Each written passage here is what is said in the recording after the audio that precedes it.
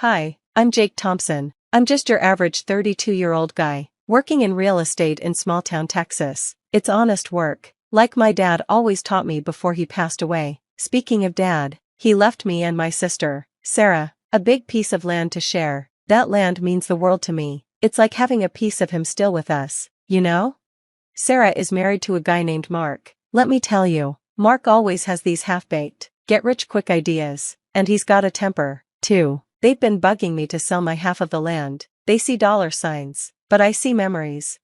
Jake, think about the potential, Sarah would say, all excited, but I'd just shake my head. Sis, this land is our heritage. It's not for sale. Then Mark would jump in. You're holding us back, Jake. Don't you want your sister to be happy? Happy? More like broke, once Mark's latest scheme fails. Thank goodness for my girlfriend, Emma. She's a school teacher and probably the most patient person alive for dealing with all this family drama. Jake, you're doing the right thing, she'd say, squeezing my hand. Your dad would be proud. My best friend Tom, the town sheriff, has my back too. We go way back. Jake, if Mark causes any trouble, you let me know, he'd say in his serious sheriff voice. But the real troublemaker is Mark's mom, Linda. She could start a fight in an empty room. Jake, dear, she'd say in her fake sweet voice, why are you being so difficult? Don't you want what's best for the family? Every time she says family, I want to remind her that blood doesn't mean anything when you're trying to cheat your own kin. Things have been tense lately. Mark's been acting weird, like a ticking time bomb. I've caught him glaring at me from across the street, muttering under his breath. It's starting to creep me out. Just when I thought things couldn't get any crazier, my phone rings at 2 a.m. It's Sarah, and she sounds terrified. Jake, she whispers, her voice shaking. I need to see you now, it's urgent. My stomach drops. What the heck is going on? I know it's not going to be good. I rush to meet Sarah at Mabel's diner, where we usually catch up. The place is almost empty at this hour. Just old Joe sitting at the counter with his coffee. Sarah's already there, hunched over a cup of coffee, her eyes red and puffy. Sarah, what's going on? I ask. I slide into the booth across from Sarah. She looks up, and that's when I notice a fading bruise near her eye. My heart sinks. Jake, I don't know what to do anymore, she chokes out. Mark, he hit me. It's not the first time. I clench my fists under the table. Jesus, Sarah, you need to leave him, now. She shakes her head frantically. I can't. He says he'll change if we just had the money from the land sale. Please, Jake, sell your share, it'll fix everything. Selling the land won't fix anything, I say. Mark's the problem, not money. You don't understand, she hisses. He's got debts, bad ones. If we don't pay. I lean forward. Then let me help you. We'll go to Tom, get a restraining order. No, she cuts me off. No cops, just think about it, okay? I leave the diner with a heavy heart, her plea echoing in my mind. A few days later, I'm out on the land fixing a broken fence when I hear the sound of tires on gravel. I turn to see Mark's truck, swerving as it comes to a stop. He stumbles out, reeking of booze, holding a shovel. Well, if it ain't the stubborn mule himself, he slurs. Mark, you're drunk, go home. He staggers closer. Not without that land, Jakey boy. It's not for sale, Mark, not now, not ever. His face twists with rage. You selfish prick, you're ruining everything. I hold up my hands. Mark, calm down, let's talk about this when you're sober. Talk? I'm done talking. He swings the shovel. I try to dodge, but I'm too slow. Pain explodes in my head, and I hit the ground hard, my vision blurring. Mark is shouting, but I can't make out the words. Another blow lands, then another, and everything goes dark. I drift in and out of consciousness. Sirens, voices, Emma's tear-streaked face, Tom's gruff orders to the paramedics, the sterile smell of a hospital. When I finally wake up properly, I'm in a hospital bed. Everything hurts. Emma is asleep in a chair beside me, holding my hand. My voice is barely a whisper. She jolts awake. Jake, oh thank God. She peppers my face with gentle kisses. Tom appears in the doorway, his face grim. Good to see you awake, buddy. How are you feeling? Like I got hit by a truck. What happened? Tom's jaw clenches. Mark, we found his truck near the scene. He's in custody. The memories flood back. Sarah, the land, Mark with the shovel. Jake, Emma says softly, what do you want to do? I close my eyes, feeling the weight of family ties and the need for justice fighting inside me. I don't know yet, but something's got to change. The hospital becomes my world for the next few weeks. Visitors come and go, but whispers follow them everywhere. Everyone's talking about Mark's attack, like I'm the star of some twisted reality show I never signed up for. One day, Sarah shows up, looking like she hasn't slept in weeks. "Jake, I'm so sorry," Sarah sobs. "I should have told you everything sooner." "Told me what?" I ask. She spills it all: Mark's abuse, his gambling debts, and the shady development deal he's been bragging about. "He swore if we got your land, all our problems would be solved." I scoff. "Yeah, his problems maybe." Just then, my phone buzzes. Another message from Mark: "Keep your mouth shut if you know what's good for you." I show Sarah, and her face goes pale. "Oh God, Jake, what have I done?" she whispers. Emma walks in, catching the tail end of our conversation. "Jake, you need to tell Tom about these threats." I nod. "Yeah, I think you're right, but it's not just Mark we have to worry about. His mom, Linda, is on a one-woman mission to rewrite history." As the nurse checks my vitals, she gossips. "Did you hear? Linda's telling everyone you attacked Mark first, said he was just defending himself." I clench my fists, wincing in pain. "That's bull." "I know, honey," the nurse says, patting my arm. "Nobody's buying it." When I'm finally released from the hospital, the whole town is buzzing about a public meeting concerning the land development. Emma drives me there, her hand steady on my arm as we walk in. The place is packed. I spot Mark near the front, looking all apologetic. Linda is beside him, glaring at me. Mayor Johnson calls the meeting to order. "We're here to discuss the proposed development of the Thompson land." Mark stands up, looking like a kicked puppy. "Before we start, I'd like to say something." He turns to me. "Jake, I'm so sorry for what happened. I was out of my mind with stress. Can you ever forgive me?" The room goes silent. I can feel everyone's eyes on me. "Mark," I say, keeping my voice steady, "I appreciate the apology, but it doesn't change anything. The land's not for sale." Mark's face twitches. "But Jake, think of the opportunities. This development could put our town on the map." I stand up, ignoring the pain. Our dad left us that land to preserve, not to turn into some half-baked resort. Linda jumps in. "Now, Jake, don't be hasty. Mark's changed. He's got big plans." "Big plans?" I cut her off. "Like the big plans that left him in debt? Or the big plans that ended with him attacking me with a shovel?" The room erupts in murmurs. Mayor Johnson bangs his gavel. "Order, please." I take a deep breath. "Look, I'm not here to air dirty laundry. I'm here to say this: that land stays in the family, undeveloped. End of story." As I sit down, I catch Sarah's eye across the room. She gives me a small nod, a glimmer of the sister I used to know. But as we file out of the hall, I can still feel the tension hanging in the air. I can't shake the feeling that this isn't over. Mark's watching me, his eyes cold. This isn't the end, it's just the beginning of a whole new battle. The phone rings, jolting me awake. It's Mabel from the county clerk's office. Her voice is shaking. "Jake, you need to get down here now. Someone's trying to push through a sale on your land." The signature looks fishy.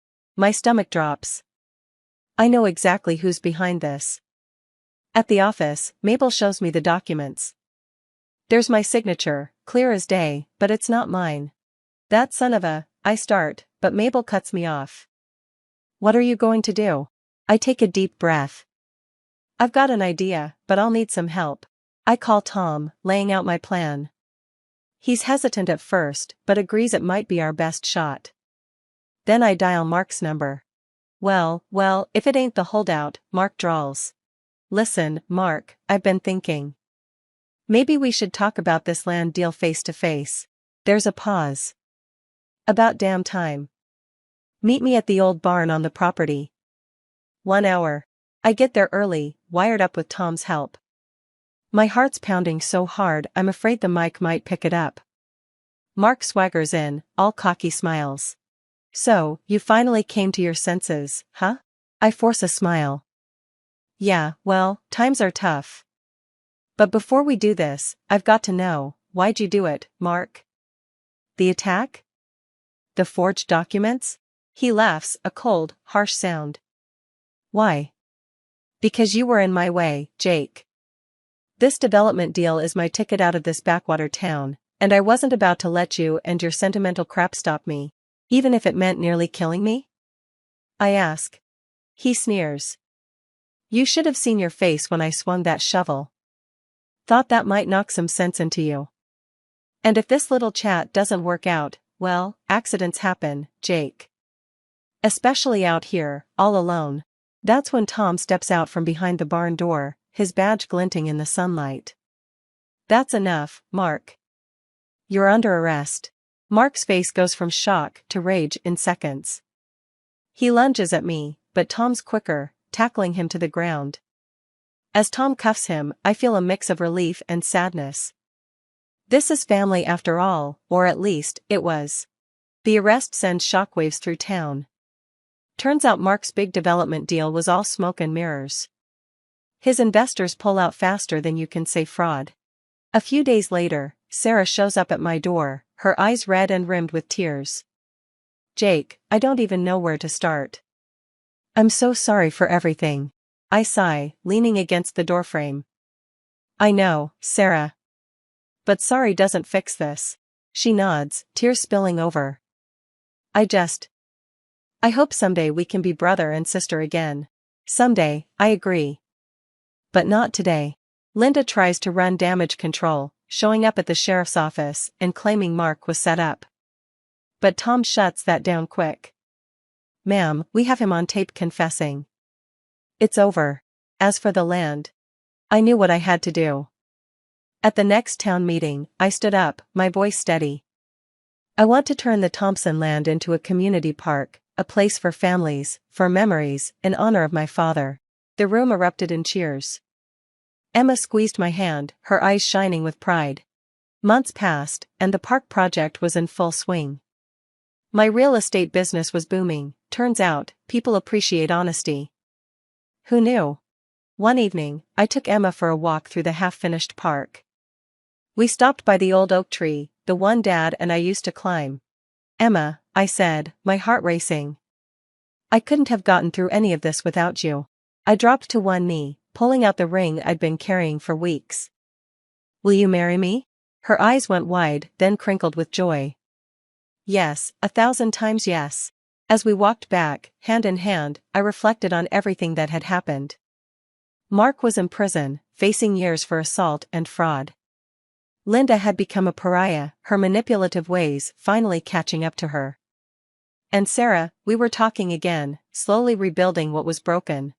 But standing here with Emma by my side and the park stretching out before us, I felt nothing but hope. This land, this legacy, it's more than just acres and trees.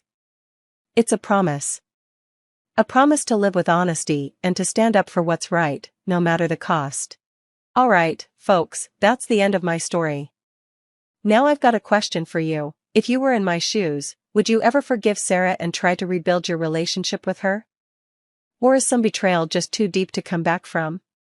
Drop your thoughts in the comments below. I'm really curious to hear what you'd do in this situation. And hey, if you enjoyed this wild ride, why not hit that like button? It really helps out the channel. Oh, and if you want to hear more stories like this, go ahead and smash that subscribe button. Trust me, you won't want to miss what's coming next. Thanks for listening, y'all. Until next time. Yesterday, I was hit by a car driven by my mother-in-law and had to go to the hospital. After surgery, while I was resting, my husband called. He said that after I was taken away, the police came by. I told them I was startled by the car and fell, but now they're saying someone saw my mother-in-law hit me with the car. From what my husband excitedly explained, it seems both my in-laws were taken to the police station. It turns out I was indeed injured by my mother-in-law driving the car yesterday. Yet both she and my father-in-law lied in their statements. My husband had planned it all to make it look like I fell and got hurt. I was shocked. Hey, are you listening? Anyway, you need to go and explain that it was just a fall. he said to me right after I was rushed to the hospital. I was so angry that I decided to get revenge on my husband and in-laws. They must think I'll always do what they want, but that won't happen. Then it hit me. This will surely prove I was hit by my mother-in-law. I picked up my phone again. My name is Emma, and I'm 50 years old. Ever since I got married, I've been a homemaker. I met my husband, Hayen, when I was in my 20s. It was a typical office romance. He was assigned to mentor me when I joined the company. He wasn't particularly attractive or appealing to women, and naturally, I didn't have any romantic feelings for him. I saw him simply as a colleague whom I diligently followed every day. However, while working together, he took a strong interest in me. At first, I thought he was just happy to have a coworker close to his age, but I gradually realized it was more than that. Despite my initial reluctance, I started to feel good about the daily flattery. Looking back, I don't know what I saw in him, but I fell for his sweet talk, and we began dating. We continued working together for a while, and about a year later, he proposed to me. With no reason to refuse, I accepted, convincing myself that this was what life was about. At my husband's suggestion, I quit my job and, without discussion, moved into his parents' house. I had visited my in-laws a few times before we got married, but I had never imagined living with them. They were warm and welcoming during those visits, which reassured me. By that time, my father-in-law had retired. So, I spent my days with my in-laws while my husband was at work. It wasn't the sweet newlywed life I had imagined. At first, they seemed somewhat considerate, but their attitude towards me changed over time. My mother-in-law's demands grew day by day, crushing my spirit. "You're only able to be a homemaker thanks to Hayen, so you better be perfect at housework," she would often say. Whenever something slightly displeased her, she eagerly scolded me. She never doubted her mission to educate her imperfect daughter-in-law, which seemed to be her life's purpose. She had lived with her own mother-in-law, too, and often bored me with stories about how things were in her day. Times and values have changed, and being forced to accept her outdated mindset was nothing but a nuisance. But due to my position, I had no choice but to silently endure her constant nagging. She often went to a cafe with her friends of the same age, where they seemingly enjoyed complaining about their daughters-in-law. Oddly enough, they didn't brag about how great their daughters-in-law were. But rather than bragging about how great their daughters-in-law were, they competed over who had the worst one. Hearing these stories made me wonder if I would end up like them, filling me with dread. As for my father-in-law, he wasn't exactly supportive either. Although he didn't antagonize me like my mother-in-law, he complained about my cooking almost daily. "The seasoning is too strong today. Are you trying to get rid of the elderly quickly?" His old-fashioned attitude, viewing women as inferior, was evident whenever the topic came up. He kept saying how women should be considerate and assist men, or that they should understand things without being told. It's embarrassingly idealistic. I guess some people never change, always acting high and mighty no matter their age. My father-in-law doesn't exactly pick on me. He's more about boasting his beliefs to me, proud of his outdated thinking. He'll probably never realize his mistakes and just keep getting older like this. They're just like those unpleasant in-laws you see in dramas. I've tried discussing it with my husband several times, but it hasn't changed anything. As our marriage has gone on longer, my husband started blaming me. "My parents are elderly, you should be kinder to them. Isn't that what a daughter-in-law should do? Like father, like son, following in his parents' footsteps." My husband also began to look down on me and exploit me. He doesn't help with anything when he comes home. He just sits there as if it's the most natural thing. Maybe things would have been different if we had kids, but we never did. I went to the hospital for infertility treatments until my late 30s, but the dream never came true. Right after we got married, my in-laws were always pressuring me about when they would see a grandchild. It's not entirely my fault.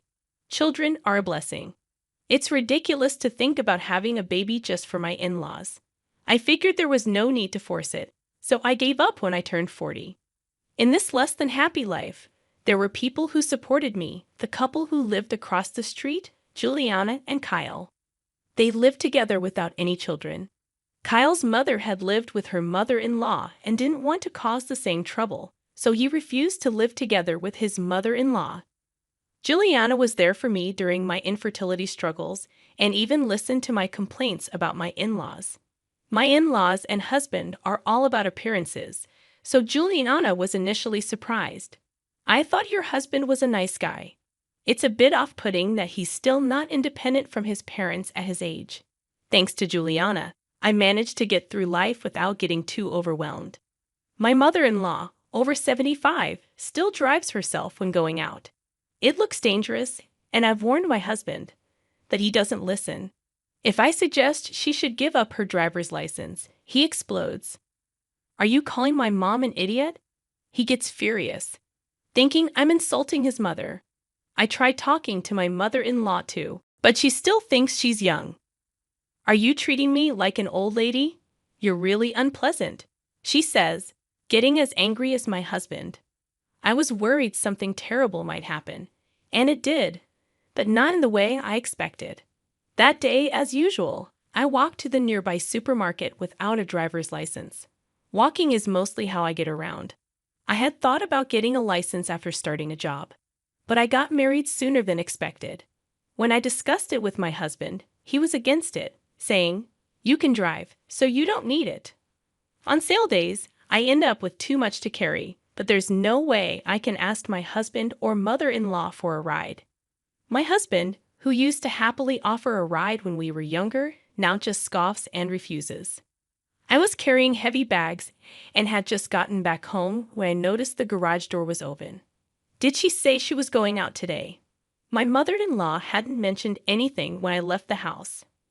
Well, never mind, I thought, passing the garage to head to the front door. Suddenly, a car roared out of the garage at high speed. "Oh," was the only silly thing I could utter in surprise. The next moment, the car hit me without slowing down. It threw me backward by the impact, and groceries tumbled from my bags. In that position, my body slammed into the asphalt. Dazed and not understanding what happened, I felt a sharp pain in the back of my head from the impact. I couldn't get up.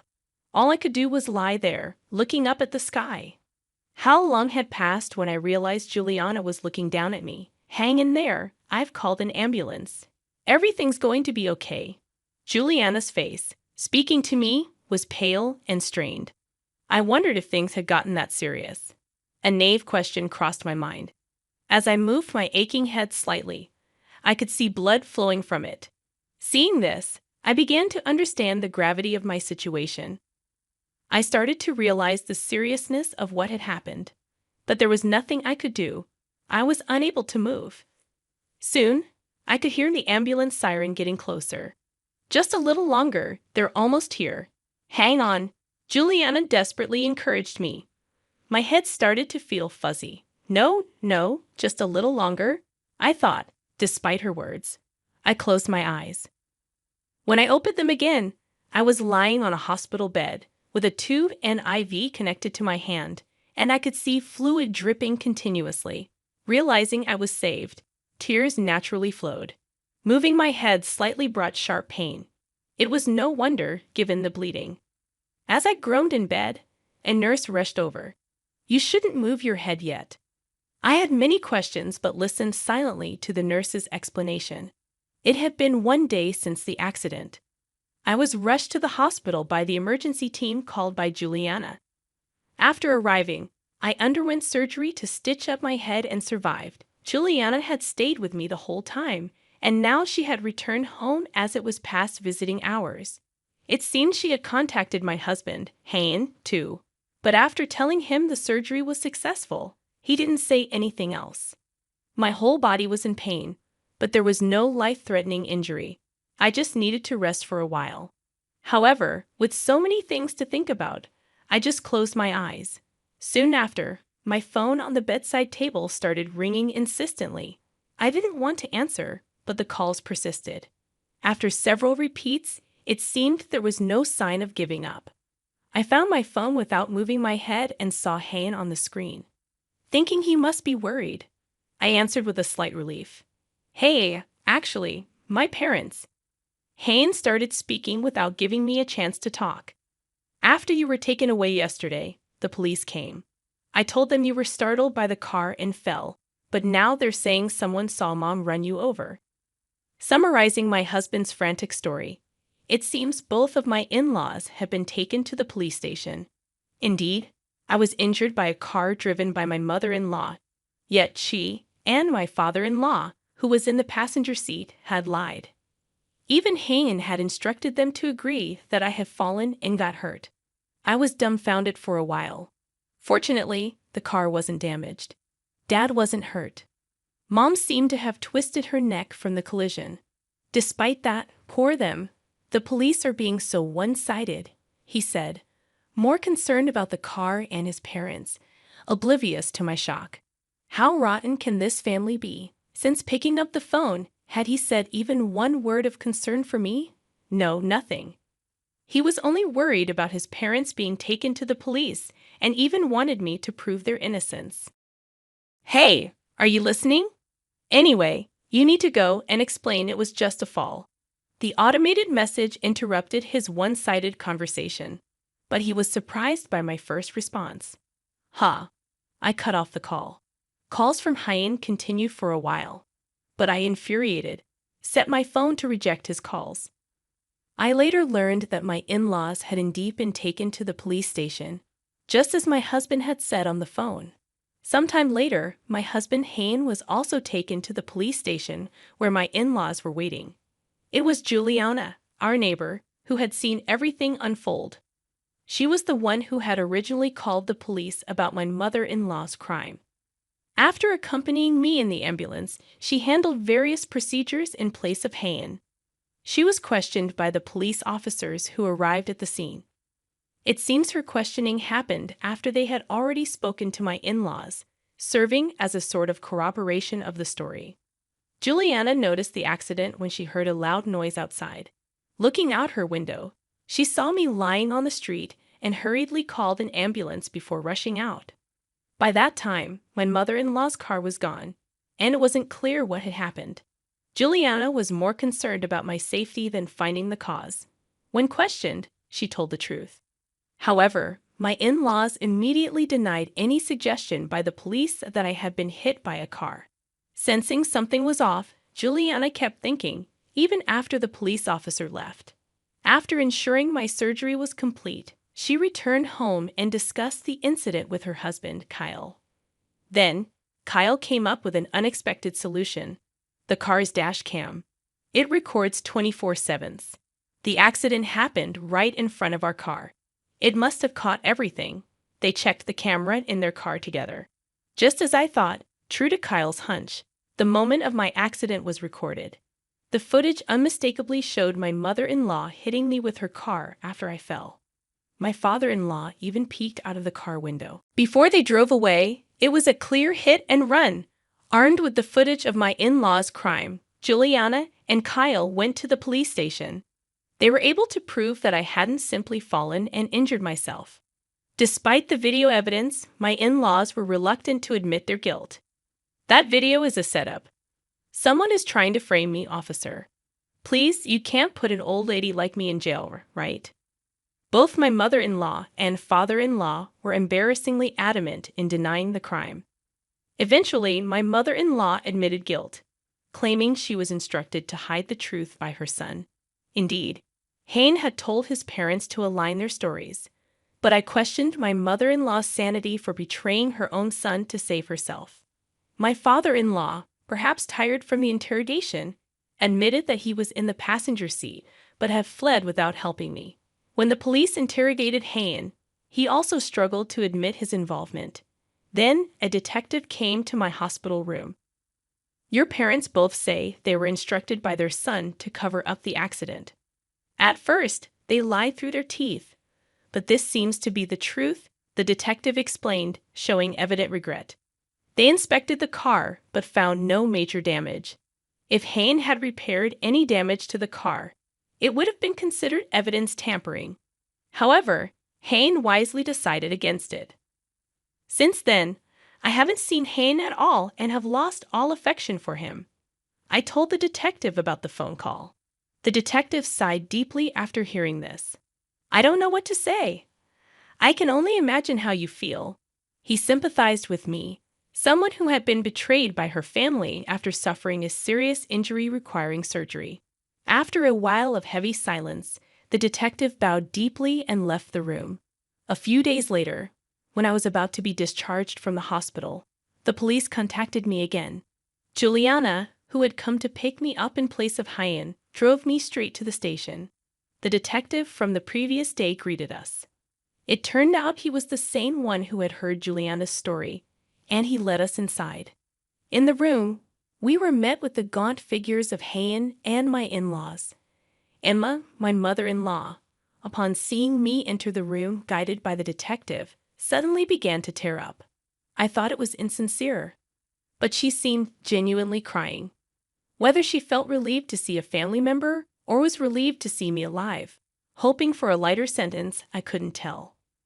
We waited for my mother-in-law to calm down before beginning. A female officer soothed her, and she finally seemed ready to talk. My father-in-law, sitting next to her, looked utterly exhausted and kept repeating "I'm sorry" to me. The specific purpose of the day was to align the details of the accident with me, the victim present. The screen displayed the footage of the accident submitted by Juliana.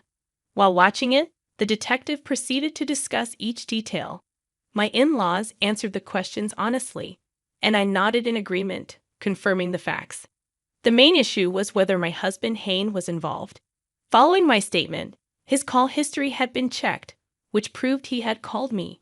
However, even now, Hyan continued to deny any involvement. Unfortunately, I hadn't recorded the content of our call, so the conversation wasn't progressing. Are you trying to frame me too, you liar? At times, the detective calmed Hyan, who became emotional and appeared agitated. Please stop lying. Any further will only lead to your regret. Do you want to betray your own mother and father to save yourself? My warnings fell on deaf ears. Feeling an impasse, the detective spoke up. So your parents are continuing to lie to the police, is that correct? With that question, Hyan fell silent. My words carried a different weight. Your mother running over your wife is clearly captured on the video, which both of your parents have admitted to.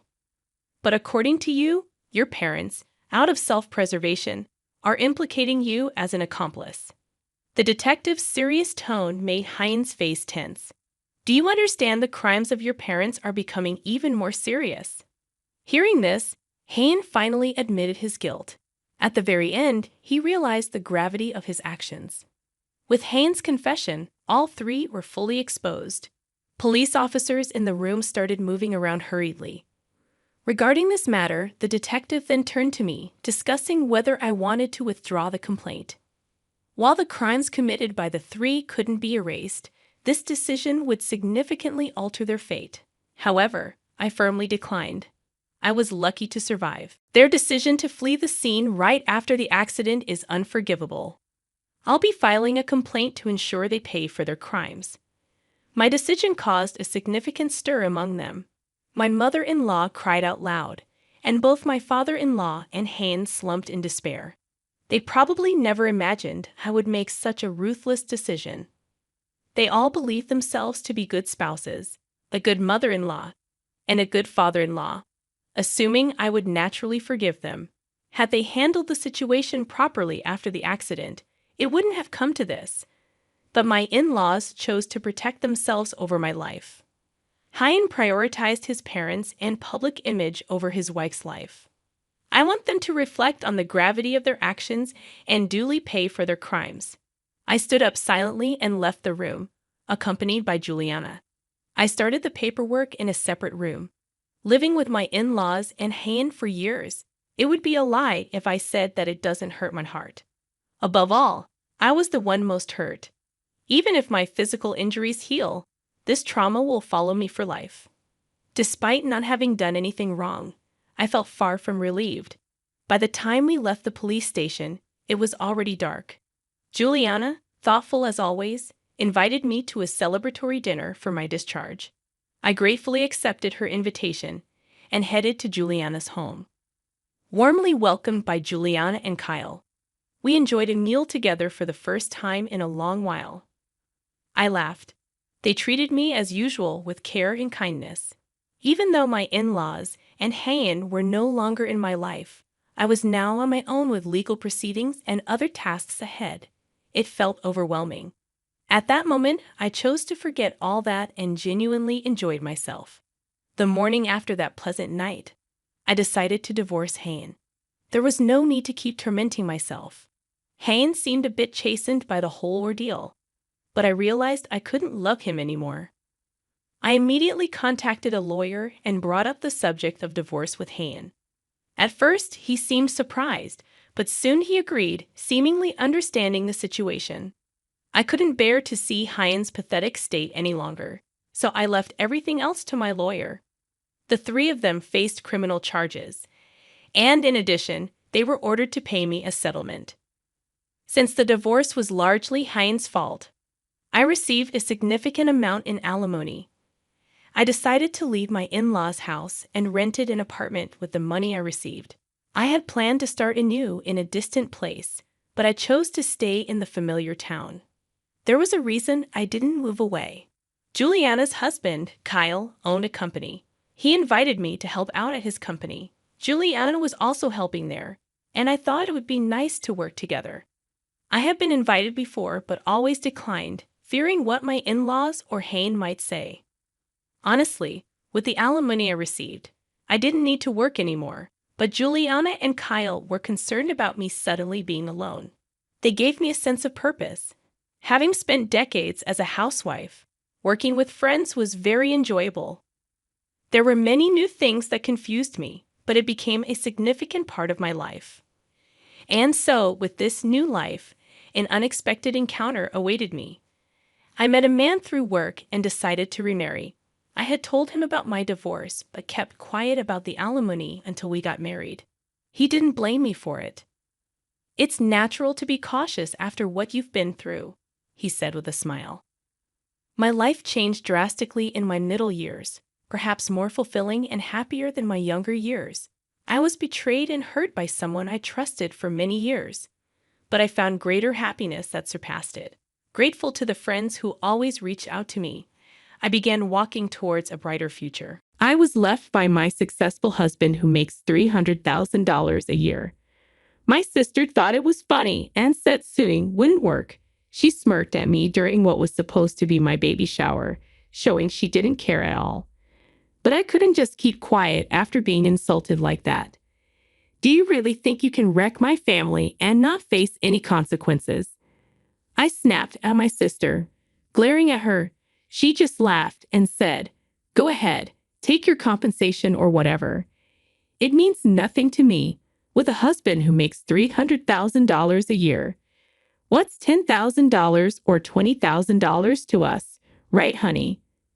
Then she glanced at my husband, who suddenly looked nervous. But when our eyes met, he quickly apologized. "I'm sorry," he said. My sister was shocked. I took advantage of the moment, reaching into my pocket and pulling something out, pinning it to my dress. My sister's face went pale instantly. "My name is Sarah, and I'm 32 years old. I'm what you'd call a working housewife, managing both home and career. It's been 4 years since I married David. These 4 years have felt like quite a journey. We struggled to have children right from the start of our marriage. I've always dreamed of a warm family with kids, but after we started our married life, I just couldn't get pregnant. We went to the hospital and got checked, but there was nothing wrong. Despite the doctor's hopeful outlook, we struggled for a long time to conceive. Finally, after 4 years, when I did get pregnant, our joy was beyond words. Rubbing my belly, we thanked God countless times. I was working full-time at the beginning, but gradually reduced my workload to prepare for maternity leave. Although letting go of responsibilities at work was tough, the most important thing was the baby growing inside me. Luckily, David and I earned a decent income and had saved enough. David promised to work even harder to support us. He increased his workload by 20%, which worried me. As I entered the stable period of pregnancy, I took leave from work a month before the due date to prepare for the birth at my parents' home. Initially, David, who didn't like being alone, was reluctant, but he agreed for the sake of our child. "I'll miss you, Sarah," he said. I found his attitude somewhat unreliable yet endearing, and I vowed to do my best for our family. When I returned to my parents' home after a long time, I was surprised to see my sister Becky there. We hadn't seen each other in almost 10 years, and I didn't even know she was alive. 10 years ago, Becky had left home with a jobless man, a former bartender.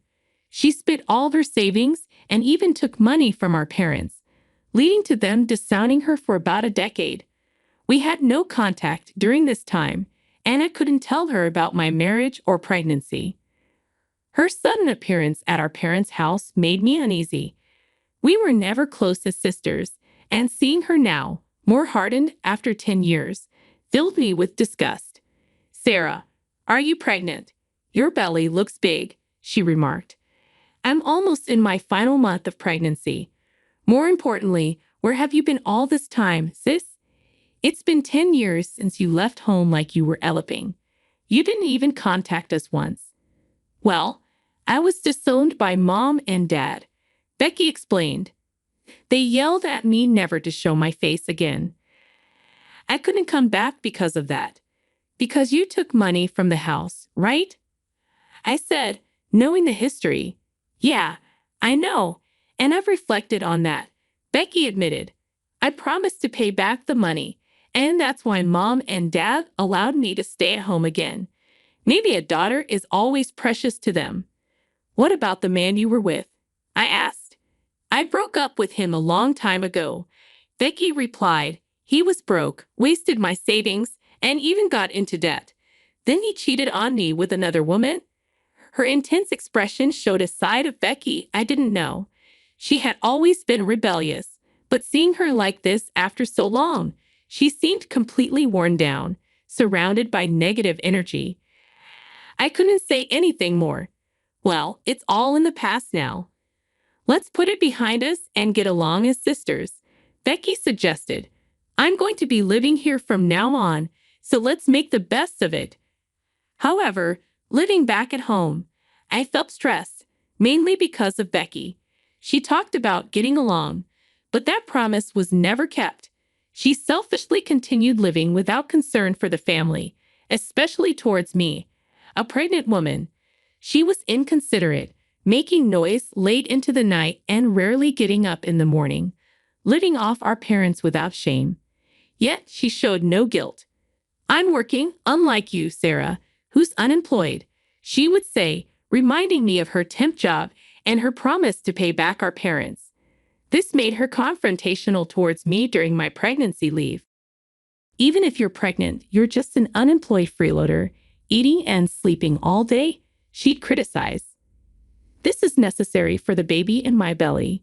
This is the most important time." I'd defend myself. Yeah, the pregnant lady is always right," Becky would snort, glaring at my big belly. She seemed annoyed that our parents were more concerned about me. One day, worried, our mother suggested to me, "Maybe you should explain to Becky that you're on leave from work, not unemployed. If she understands you're working too, maybe her attitude will change." "It's okay, Mom. I don't care what sister thinks of me. Bringing it up will just complicate things. I just want to focus on giving birth," I replied. I'm worried that she might do something. I understood my mother's concerns, but I didn't want to stress over my sister anymore. The baby was due soon, and I wanted to be a strong mother. I couldn't afford to be bothered by my sister's antics. One day, a week before my due date, my husband David came to visit me at my parents' house. He seemed uneasy in someone else's home, but was dressed sharply in a suit. I couldn't help but inwardly smile at his attempt to look good. "Nice to meet you. I'm Becky." My sister approached my husband dolled up, with a flirtatious tone. She usually didn't wear such heavy makeup to work. She had done up her makeup and was wearing a revealing dress, clearly unsettling David. I stepped in immediately. Sis, don't you have work? David can't stay long. Oh, come on. I finally get to talk to David. He looks so handsome in his suit. Seems like a kind man. A far cry from my ex. Becky teased. Hey, don't bring up strange topics here. David, you earn a lot, right? You're a lawyer, I believe. I've always admired smart people. My sister continued, giving my husband a glittering look. It seemed my husband wasn't entirely displeased, noticeably stretching his neck to get a better look at my sister's exposed cleavage. I was so dismayed that I smacked him hard on the butt and sent him straight home. If it was just to see my face, his business was done. Well then, I'm off to work too, my sister said, leaving the house following my husband. I felt a twinge of unease, but I couldn't do more than that. I was feeling utterly exhausted.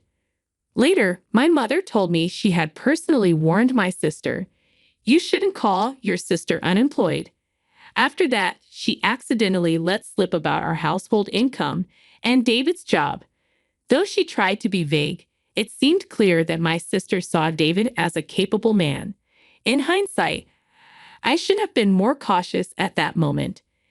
It might have prevented the hurt that followed. A week passed, and I finally went to the labor. It was an agonizing day and night. When dawn broke, I was filled with indescribable happiness.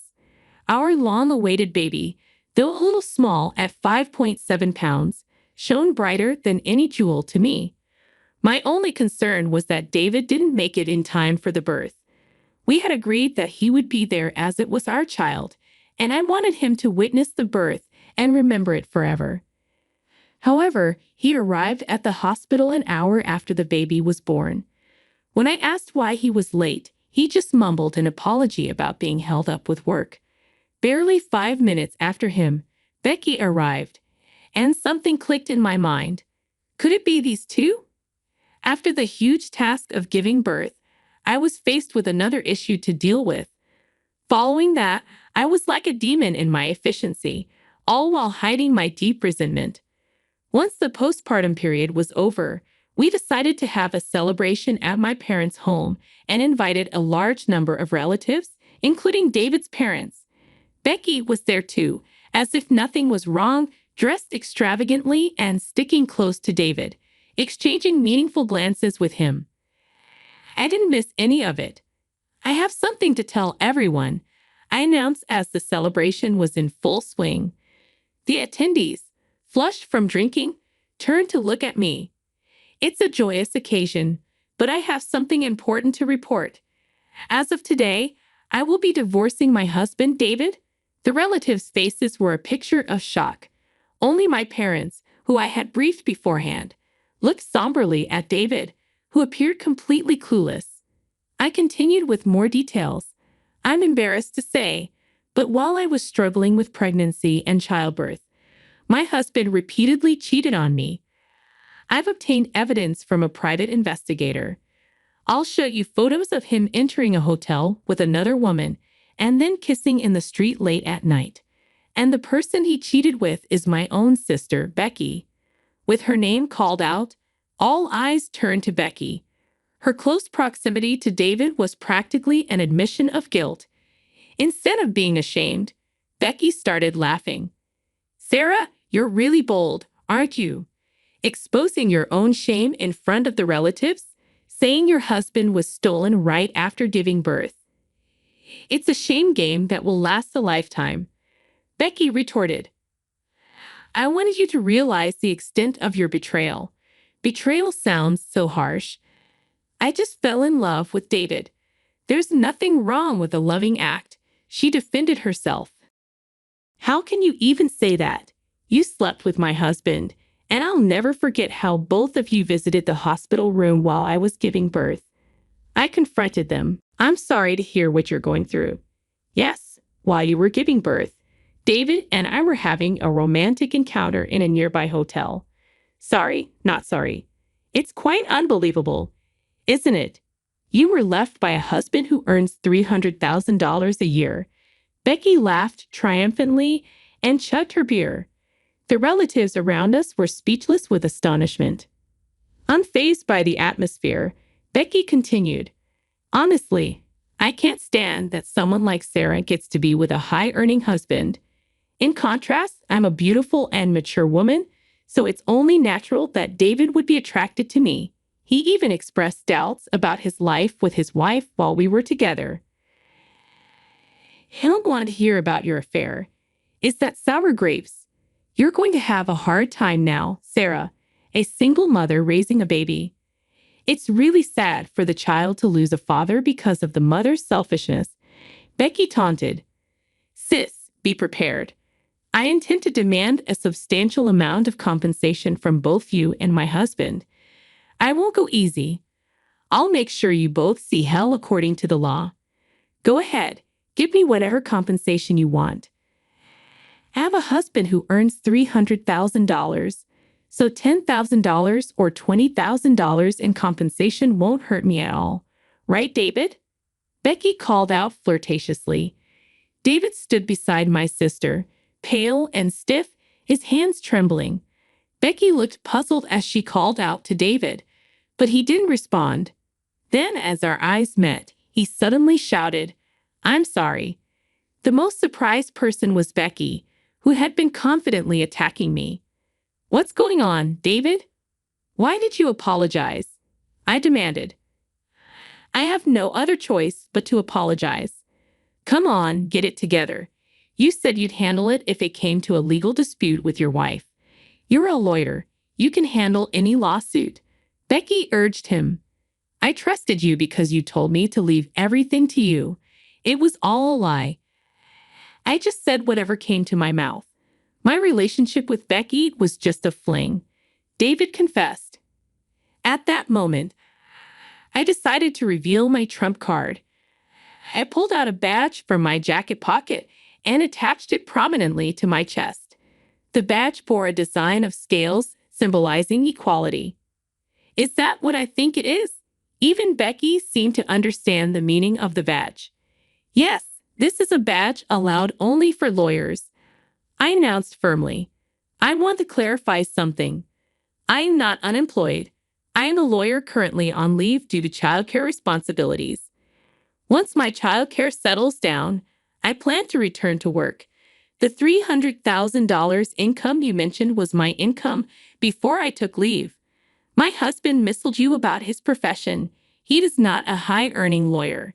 It was a deception aimed at taking advantage of you. David is actually an office clerk at a law firm, not a lawyer like he claimed. We met at work, and our marriage was discussed despite the income difference. However, I have always tried not to judge people based on their income or status. Sarah, please forgive me.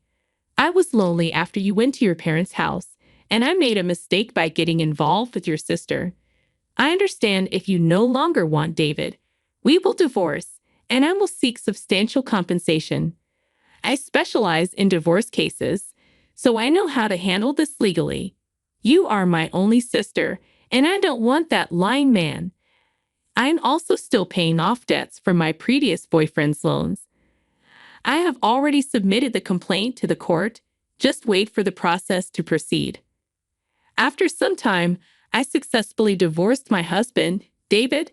He was hesitant until the end, but when I hinted at increasing the compensation, he finally signed the divorce papers. Of course, he knew how skilled I was as a lawyer, especially if it came to court. David is now struggling a lot. He was fired from the law firm. A man who cheats while his wife is giving birth is unwelcome in any law office. I hope he reflects and lives more honorably from now on. As for my sister, Becky, she was also kicked out of the house and is now without a place to stay. She had already split up with David. She kept calling my smartphone, feeling deceived. I referred her to a law firm. If her claim is valid, a competent lawyer will assist her, although I doubt she can afford the legal fees. Hi, I'm Donna. I'm 38 years old and recently left a marriage that felt suffocating. Breaking up with my husband, Michael, was like finding real freedom. Let me tell you about our story. I first met Michael on a blind date set up by a mutual friend. He was very good-looking and had a charming personality right from the start. Michael seemed like the perfect match for me. We had a lot in common and our conversations flowed naturally. For the first 7 months, we casually dated and enjoyed planning fun activities together. When we decided to officially be a couple, we continued with our exciting outings. About a year into our relationship, we moved in together. It was then that I realized Michael had some financial struggles. Even though I tried to help him improve his job situation, he didn't take my advice seriously. Despite this, he made enough money to get by, and I was okay with supporting us financially. After 3 years of being together, we got married. A year later, we decided to buy a house. Because my credit score was better, we put the mortgage in my name, which turned out to be a wise decision. However, after 4 years of marriage, I started noticing changes in Michael's behavior. He became more demanding and stopped helping with household chores, claiming he was too busy with work. Even though I understood and tried to manage everything on my own, the burden became too much. I talked to Michael about this issue, and he would promise to improve briefly, but then we would fall back into the same patterns. It was frustrating, but I continued because I loved him and wanted to support him fully. Unfortunately, our relationship suffered, especially when it came to enjoying leisure activities. I simply didn't have the time or energy. It was during this tough time that I discovered Michael was being unfaithful, which made me reassess our relationship and decide to end the marriage. I stumbled upon his affair unexpectedly. His phone was left unlocked while he showered, and when I went to charge it, I noticed a message from a woman named Isabella asking when he would leave his pathetic wife to meet her at a nearby motel. I was shocked and heartbroken. I couldn't believe Michael was capable of cheating. Our marriage seemed solid, we rarely argued, and he always seemed warm towards me. The pain was overwhelming. I felt like my world was falling apart. At that moment, I knew I had to confront the situation. I left his phone as it was, with a message open, so he would know I had seen it. When Michael came out of the shower and saw his phone, he realized I knew about the affair. He tried to avoid talking about it, but I was determined. "I know about the affair. Let's talk about it," I said. "I don't think we should," he replied. "Who is she? I'm sure you saw enough to know her name." "When did it start?" "A year ago." "Can we not do this right now?" "Why did you start seeing her?" "Please, let's not do this." "Don't call me babe, tell me." "I don't know. I guess I just missed the thrill of someone new, someone who's on the same wavelength as me. So I'm not on the same wavelength as you." "Well, I wouldn't say that exactly. It's just, you've become a bit dull. I mean, you never want to go out, you're always tired, and even our social life, our intimate life, has faded.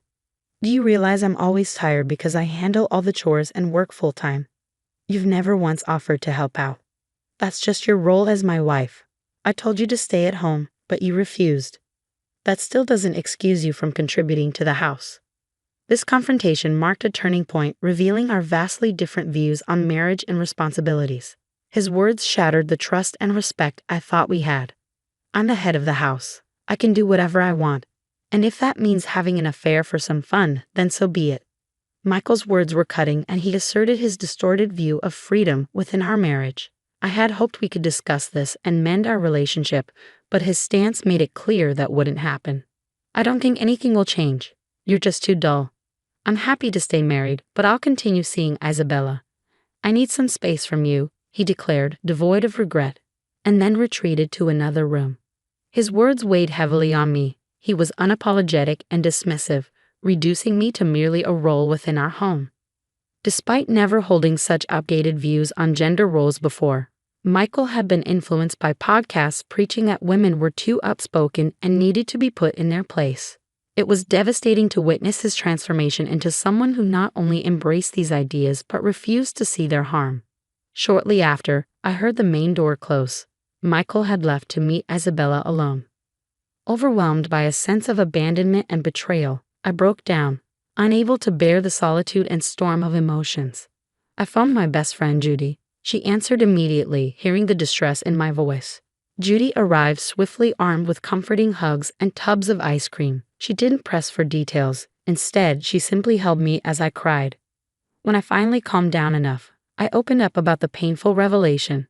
Michael was cheating on me. "Judy, it's true." "Are you sure?" Judy asked, concern etching her face.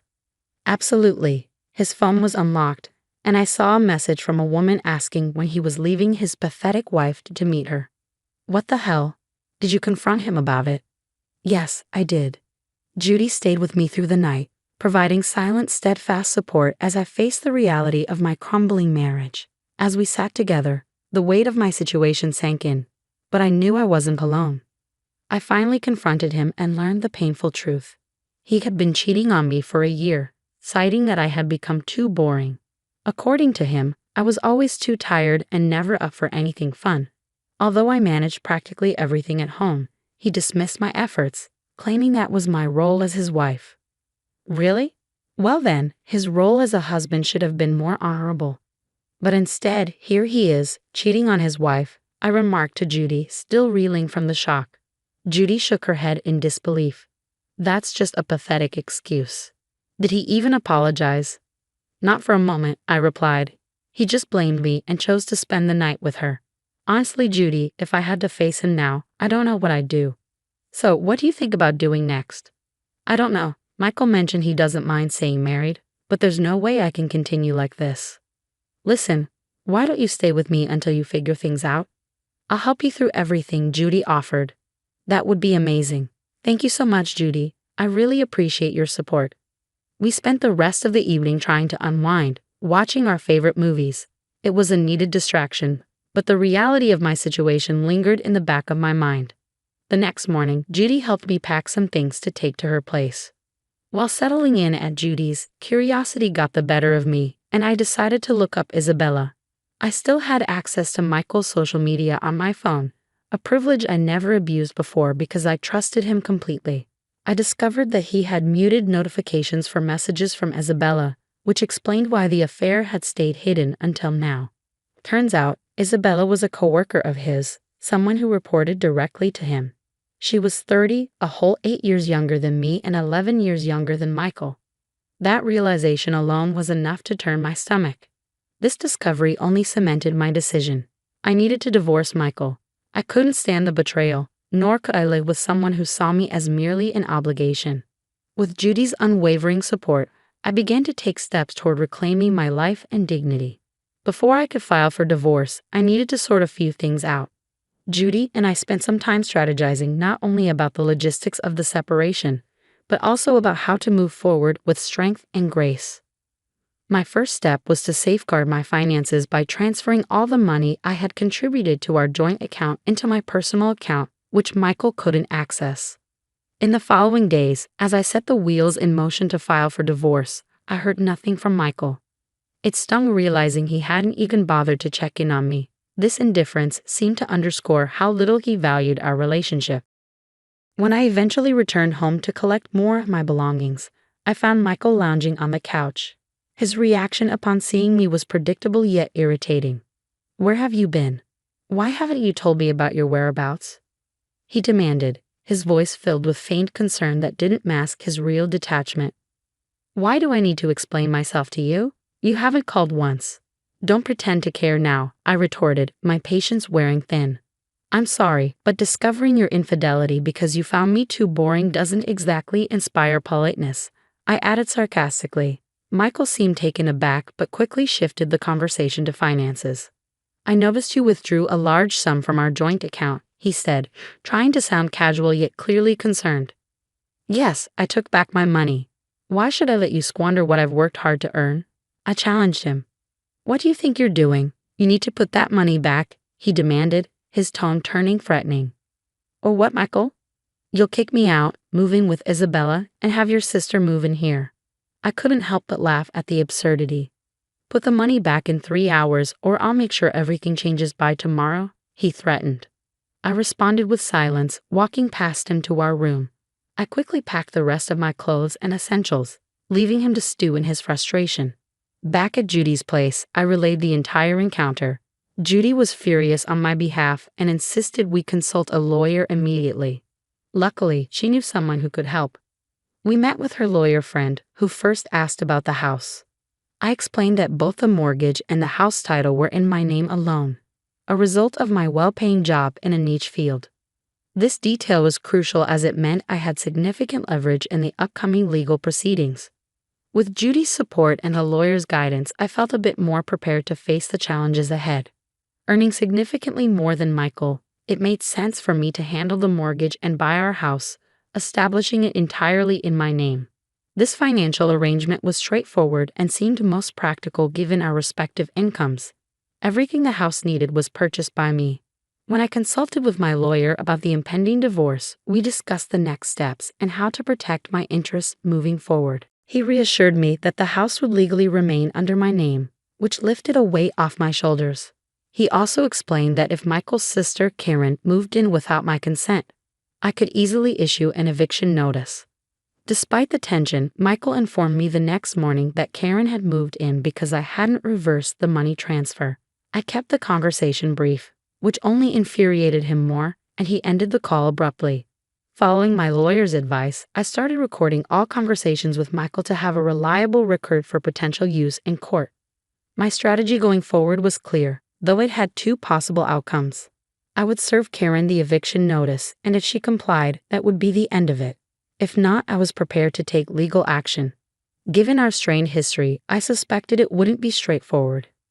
Karen had always shown a peculiar animosity towards me, often mirroring or trying to outshine me in petty ways. She even attempted to disrupt our wedding and consistently competed with me in trivial matters. Over the years, our relationship had deteriorated to the point where I had to limit contact with her. Michael, overly protective and indulgent towards his sister, often placed me in uncomfortable positions. Karen's resentment grew when she realized she couldn't surpass me in certain areas of life, leading her to petty thefts from our home. Whenever she visited, I would notice missing items, designer clothes, shoes, and skincare products. Michael would implore me to overlook these incidents, rationalizing that Karen's frugal lifestyle justified her taking some luxuries from us. I strongly disagreed with this and eventually forbade her from visiting our home altogether. This decision did not sit well with Michael or Karen, but Michael was powerless to challenge it given the legal standings and my control over the property. The situation was complex, but I was determined to stand my ground and proceed with the actions needed to protect my interests and ensure a just resolution to our marital breakdown. Having had enough of Karen's antics and a considerable amount of theft she committed from me, I explained the extent of her actions to Michael. He understood that the damage was far beyond what could be easily rectified. However, that didn't stop Karen from trying to provoke me further. One day, she called to flaunt her temporary triumph. "Hello, Donna. Guess where I am right now," she taunted. "Michael told me you've moved in," I replied, keeping my tone even. "That's right. I have this huge and glorious house all to myself, something you don't," she gloated. "I think I still do have the house. I've already sent an eviction notice your way, and you have 4 days to move out," I informed her calmly. "Ha? An eviction notice from you?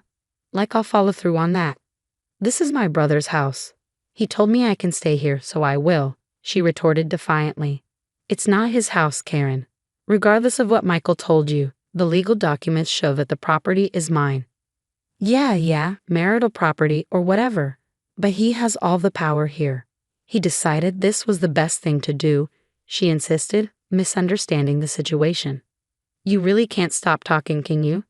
I see why my brother chose another woman," Karen snapped, hoping to hurt me further. "Well, okay, I have nothing more to say. Goodbye," I ended the call, not before hearing Karen's spiteful laughter.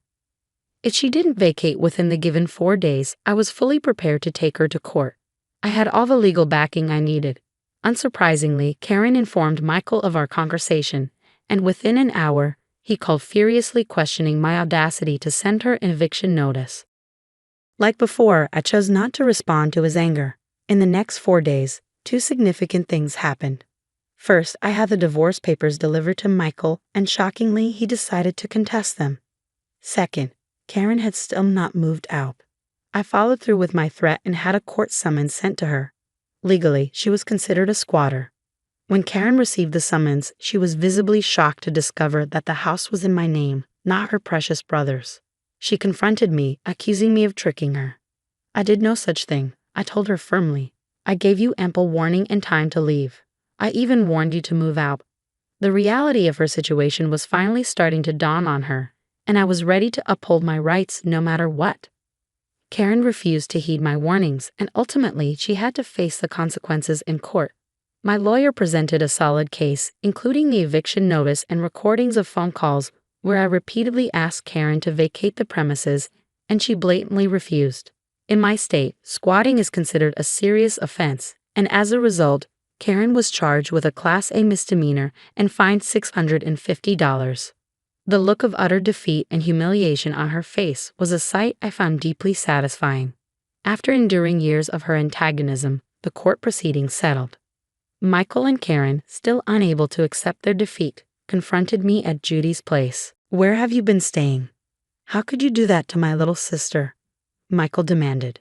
"Your little sister has been making my life miserable for years, and I finally put a stop to it in the only way I knew how. A decision you initially agreed with. Yet, the moment I stood up for myself, you sided with her." I responded, my frustration evident. "I only did that because she had nowhere else to go after the eviction. I was doing her a favor," Michael argued. "So the house suddenly became an option because we were separating. If we weren't, would you have sneaked her in?" I countered. Michael stumbled over his words, but I cut him off. "Save it, Michael. I don't want to hear any more. I'll just see you in court." "How is the house even in your name? Your brother's name isn't on any of the documents. I have been the one paying off the mortgage and making other repairs meticulously for the past 4 years. No matter how much your brother contested in court, he won't get any ownership of the house. All he'll get is a much lighter wallet," Karen interjected, clearly not understanding the legal footing. "You think I set him up? I did nothing of the sort. Your brother believes in being the man of the house. Yet he avoided any real responsibilities, preferring instead that I do all the hard work while he reaped the benefits. Thank God that won't be my problem anymore," I retorted, my patience exhausted. With that, I slammed the door in their faces, ending the conversation. In the weeks that followed, Michael, realizing he would not win the house, decided to contest every single possession we shared, down to the most trivial items like our dessert spoons.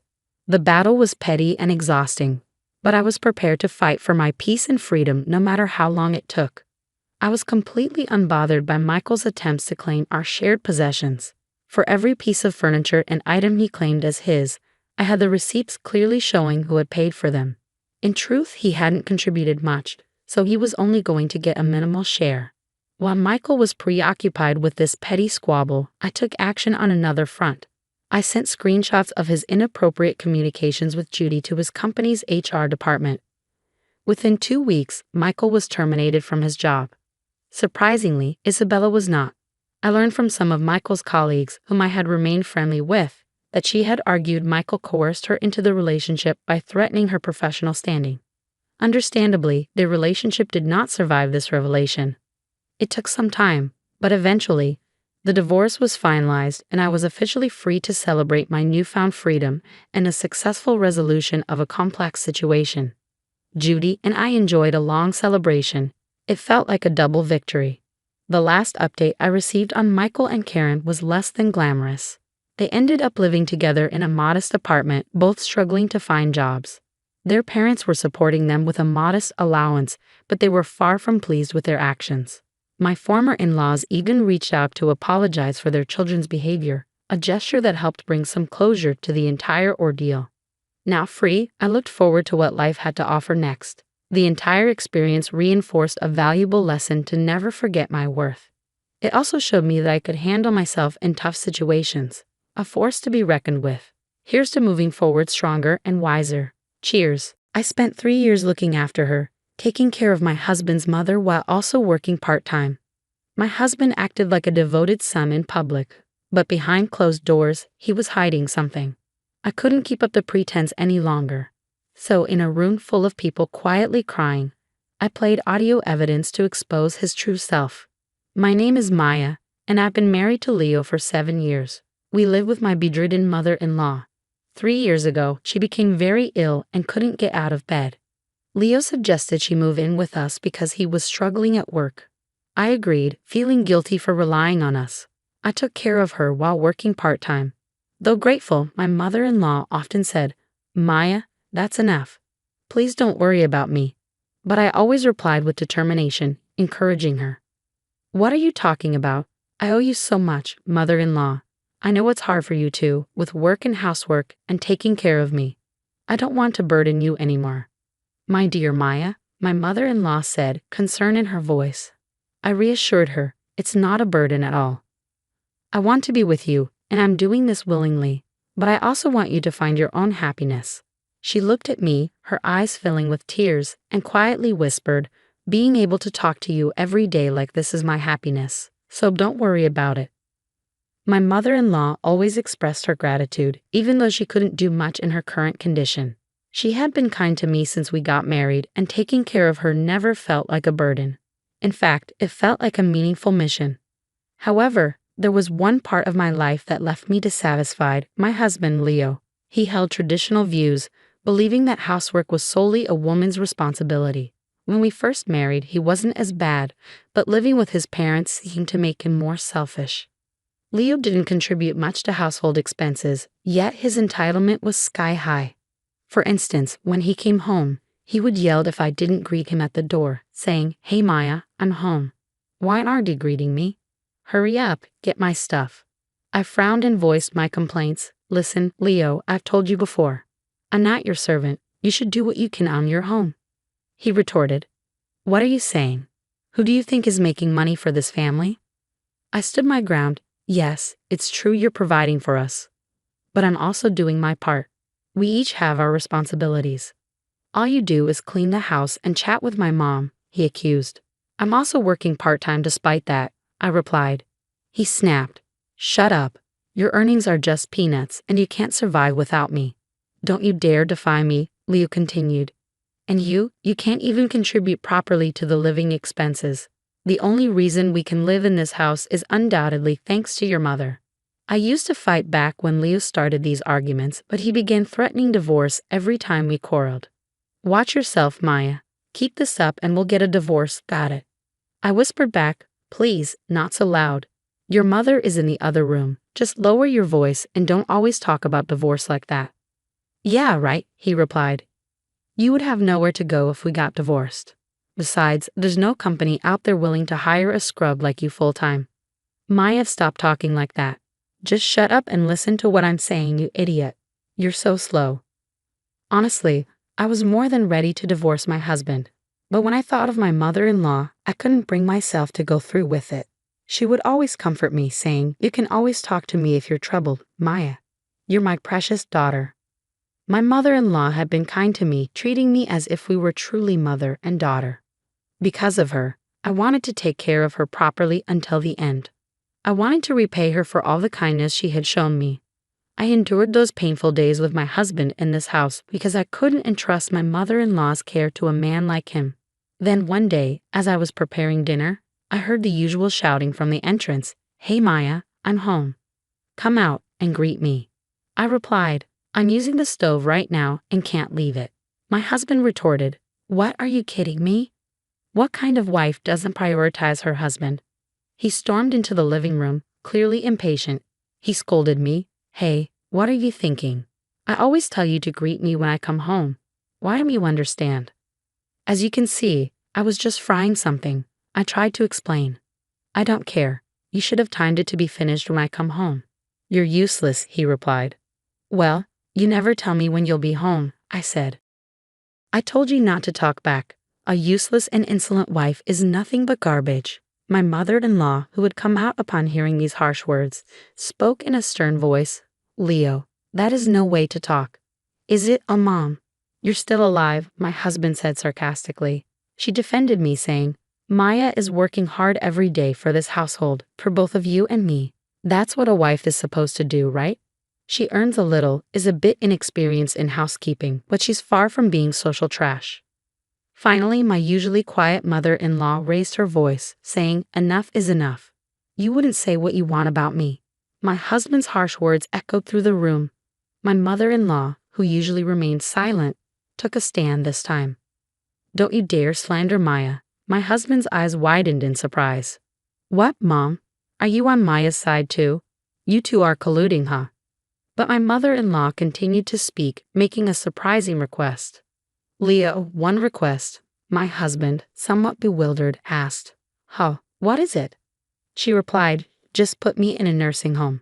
I don't want to be a burden on Maya anymore. My husband was taken aback. Huh, a nursing home? Where do you think we have that kind of money? She insisted. We still have your father's inheritance and my pension. I don't need a fancy place. Her unexpected suggestion left me speechless, and tears welled up in my eyes, touched by her kindness. Unfortunately, her words seemed to be lost on my husband. He reacted with deep disgust. Don't joke around. There's no way we're putting you in a nursing home. That's a waste of money, he said. She pleaded. Please don't say that. Life would be easier in this house if I wasn't here. My husband, concerned about his reputation, retorted. If we put you in a facility, the neighbors and my colleagues will start gossiping that I'm an ungrateful son, won't they? She tried to reassure him, saying, You don't need to worry about that. My husband snapped at my mother-in-law, saying, Then shut up and do as you're told, old woman. I'm taking care of you, isn't that enough? At this point, I couldn't bear my husband's words any longer. I raised my voice, feeling the need to address the issue.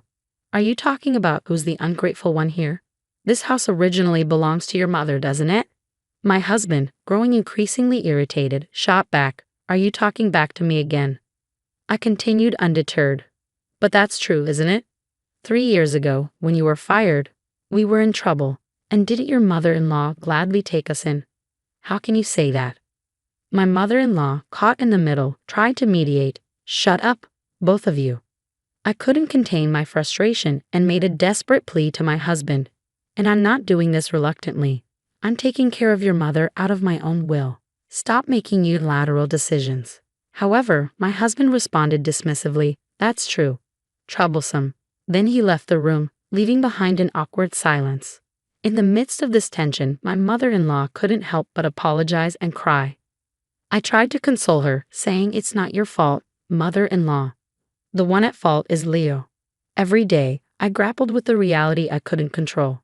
A few days later, as I was cleaning the house, a man who claimed to be an acquaintance of my mother-in-law paid a visit. My mother-in-law looked surprised but wore a full smile. Oh, is that you, George? You came to visit. Well, if I was asked to visit my senior Linda, I couldn't refuse, could I? The visitor acknowledged her warmly. I remember trading with you a lot at work when we were younger, right? My mother-in-law nodded. Yes, I'm grateful. So what's your will? Why did you call me today? My mother-in-law looked at me and apologetically asked, Sorry, could you step out for a bit? Assuming they had a lot to catch up on, I happily agreed, saying sure, and went out to buy some sweets. George, it turned out, was a former colleague of my mother-in-law, and their conversation seemed to bring her immense joy. I hadn't seen her this happy in a while. As I felt it was time to return, I found George preparing to leave. Oh, excuse me, I'm about to make some tea, I offered. However, George declined graciously, saying no, that's fine. We finished our conversation. But thank you for always taking care of Linda. She's a benefactor to me, so it's reassuring to know that she has a daughter like you. With that, he bowed his head to me and departed. From that day forward, George became a regular visitor, and he and my mother-in-law always had lively conversations. Several months later, my mother-in-law's health took a turn for the worse, and she had to be rushed to the hospital. In a state of panic, I called my husband, but his response was disheartening. My mom's in danger, I pleaded. Please, I need you. My husband's response was callous, as if I care. You're there. You can handle it. Desperation in my voice, I continued, but the doctor says her condition is unpredictable. Please, I need you. However, my husband was obstinate. No way. I'm leaving for a business trip today. I implored him to reconsider. What do we do now? Of all times, please try to cancel it. But my husband's response was cold and unyielding. Are you stupid? There's no way. My husband hung up abruptly, leaving me in a state of confusion. I slumped down in front of my mother-in-law's hospital room, overwhelmed by the situation. My thoughts raced. How could he go on a business trip while his mother was in this critical state? It felt incredibly cruel. How could I break this news to my ailing mother-in-law? Just as I was sinking into despair, George appeared, offering support. Maya, what's wrong? George asked. Something happened, right? Let's go to your mother-in-law's room for now. I nodded, appreciating his understanding. We entered the room together, and my mother-in-law looked at us, struggling to speak. "George, you're here. So does that mean you did what I asked?" she inquired. George replied, "Yeah, but are you sure about this?" My mother-in-law nodded firmly. "Of course. I have to clear things up before I go, don't I?" She then reached out weakly, taking my hand. "Maya, there's something I want you to know." I asked, "What is it?" She began to reveal a shocking truth. "My son has been withdrawing money from my account meant for my pension and spending it on his mistress. He's been having an affair. He's a man who treated me like a maid." Tears welled in her eyes as she continued. "I had some idea from the start, but to think he was even taking money from his mother's pension." My husband's actions left me speechless. My mother-in-law had asked George to investigate this matter. "George," she said, "please record what I'm about to say. It will be my last will." George nodded and took out a voice recorder. He carefully recorded her words, ensuring her wishes were documented for the future. "The use of this recording is in your hands, Maya," my mother-in-law said, leaving it up to me. Feeling the weight of her words, I asked, "Yes. I'm the only one who can avenge my mother-in-law," squeezing her frail hand with determination. The following day, my mother-in-law passed away, entrusting her final wish for justice to me. 2 days later, at the funeral, a large crowd gathered to pay their respects. My husband, ever inappropriate, couldn't resist making comments. "I didn't expect so many people to come," he remarked callously. "It's a great opportunity to show off my skills as the chief mourner." I couldn't contain my anger. "What are you talking about? You weren't even there when she passed." Ignoring my reproach, he continued casually, "I'll make everyone cry with my touching eulogy. My bosses from work are here too. If they're moved by how filial I am, it could boost my reputation and lead to a promotion." Just kidding. My frustration was building. "How can you act like this when your mother just passed away?" But he remained indifferent. "Just think about it. Now that mom's gone, I'll get dad's inheritance. I'm so lucky." I tried to control my seething anger as my husband cheerfully delivered the eulogy. He spoke about the 3 years of devotion and caring for his mother. Then, with faint tears in his eyes, declared, "But in vain, she has passed away. I have no regrets." I stood proudly, knowing that I had been able to support my mother until the end. During my husband's eulogy, sobs could be heard from the audience, and he seemed to revel in the emotional reaction he was evoking. He spoke with an air of drama, as though he had always been a dutiful son. The attendees, unaware of the truth, listened to his words with tears in their eyes. As my husband concluded his speech, I decided it was time to act. I stood up, facing him directly, and took out a voice recorder. His eyes widened with surprise, and he tried to stop me, but I paid no heed to his restraint. "Ladies and gentlemen," I addressed the room, "please take a moment to listen to this recording." I pressed the play button, and my mother-in-law's voice resonated through the room. It was a message she had recorded in the hospital, addressing the attendees. "Thank you all for attending today. There is something I absolutely want you to hear." So I left this voice message. My husband and the attendees were taken aback by the unexpected turn of events. "I believe you've just heard my son's speech," I continued. He was talking as if he had been a dutiful son. The room fell silent as the truth became evident. My mother-in-law, who knew my boastful husband all too well, had anticipated his behavior and taken steps to expose his lies. I increased the volume of the voice recorder so that everyone could hear every word. "However," I continued, "my son did not provide any care for me. In fact, he just kept shouting at me and my daughter-in-law, Maya." With the evidence of my husband's verbal abuse exposed, his face turned red, and he shouted for me to stop. Ignoring his outburst, I continued to play the recording. The attendees in the room were filled with anger, while my husband's face turned pale. My mother-in-law, speaking from beyond, revealed that he had been taking her pension without her permission and giving it to another woman. Her old friend had uncovered this shocking fact. The room was in an uproar, and my husband was in a panic, shouting for some form of assistance which was nowhere to be found. My mother-in-law delivered a final, impactful request from heaven. She implored everyone not to give her inheritance to her son, asking that it be donated or destroyed. She expressed her unforgiving stance toward him and sought the help of those present. As the recorded voice ceased, my husband's pleas fell on deaf ears. The attendees were giving him cold stares, and I looked down at him with a cold demeanor. Can you comprehend the consequences of your actions? I said icily. You abandoned the care of your mother and were having an affair. You've learned a valuable lesson from all of this, haven't you? My husband, in desperation, implored me not to say something that would further condemn him, but I made it clear that I would never forgive him. After tormenting his mother and belittling others, he would have to face the consequences on his own. Amid the cold stares from the attendees, my husband collapsed to the ground, his face drained of color. After this revelation, I decided to divorce my husband. With my mother-in-law's passing, there was no reason for me to remain in a marriage tainted by his actions. I later learned that my ex-husband had been fired from his job, which wasn't surprising since his boss had attended the funeral and likely learned of his misdeeds.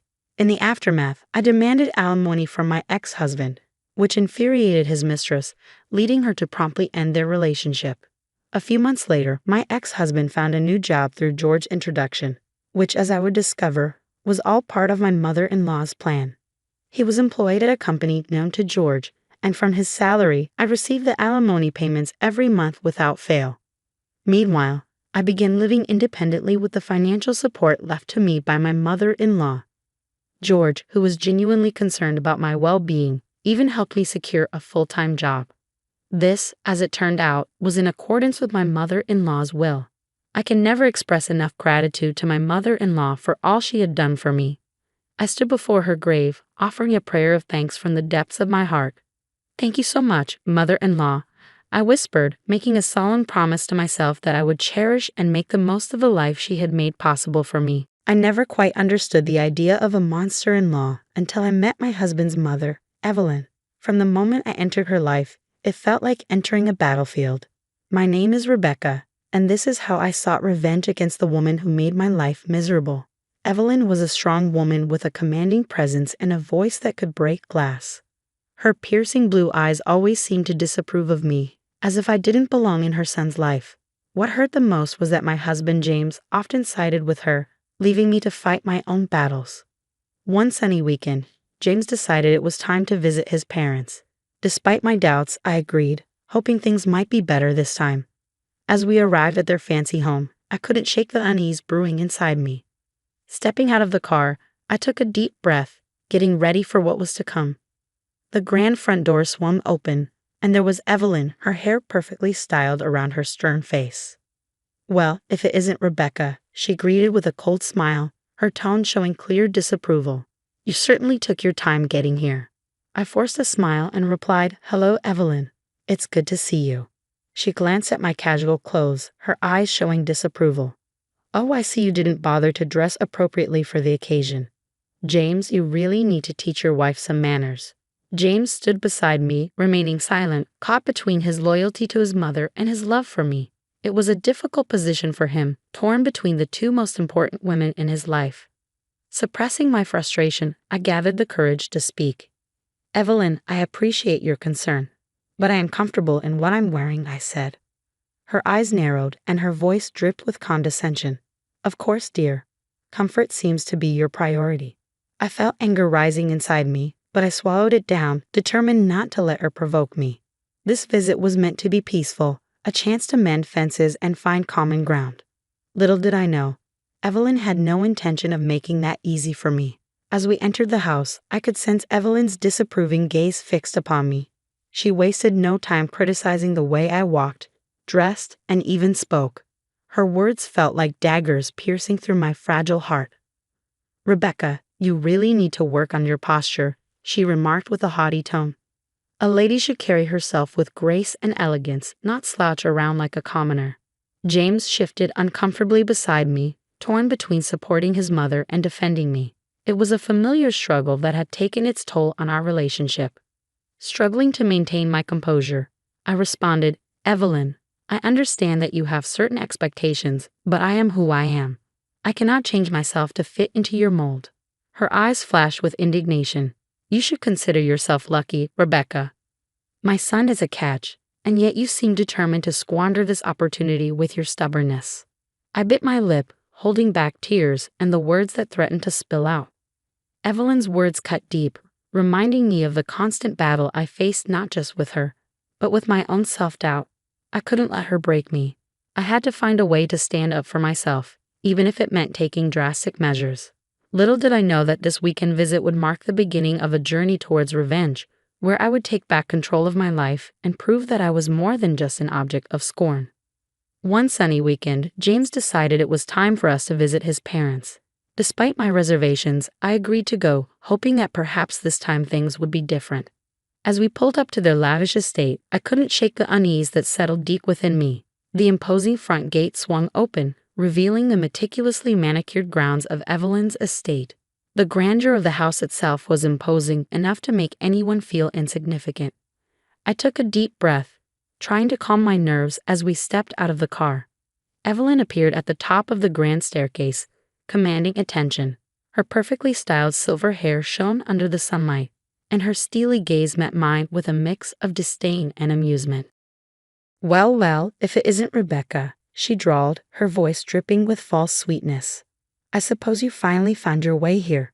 I plastered a polite smile on my face, determined not to let her snide comments affect me. "Yes, Evelyn, it's been a while. How have you been?" She offered a patronizing smile, scanning me from head to toe. "Oh, busy with important matters, unlike some people. I have a life beyond superficial distractions." I clenched my fists, fighting the urge to respond. James stood beside me, his gaze shifting uncomfortably between his mother and me, a clear indication of the battle within him. As we entered the house, Evelyn's disapproving gaze never left me. She seized every opportunity to criticize my appearance, manners, and even my speech. It felt like she had an endless supply of insults and took pleasure in using each one to undermine me. That evening at the dinner table, tension hung in the air like a heavy fog. The fine china and silverware seemed to reflect the strained atmosphere. Evelyn's icy gaze was fixed on me, her lips curled in a smirk. "So, Rebecca," she began, her tone laced with contempt, "tell me, how did you manage to convince James to bring you here? Is it your charming personality or perhaps your cunning?" I glanced at James, silently pleading for his support. He looked down, avoiding my gaze, his silence speaking volumes. Summoning my courage, I responded firmly, "Evelyn, I didn't convince James to bring me here. We are married, and as his wife, I have a rightful place by his side." Evelyn laughed, a cold, mirthless sound that sent shivers down my spine.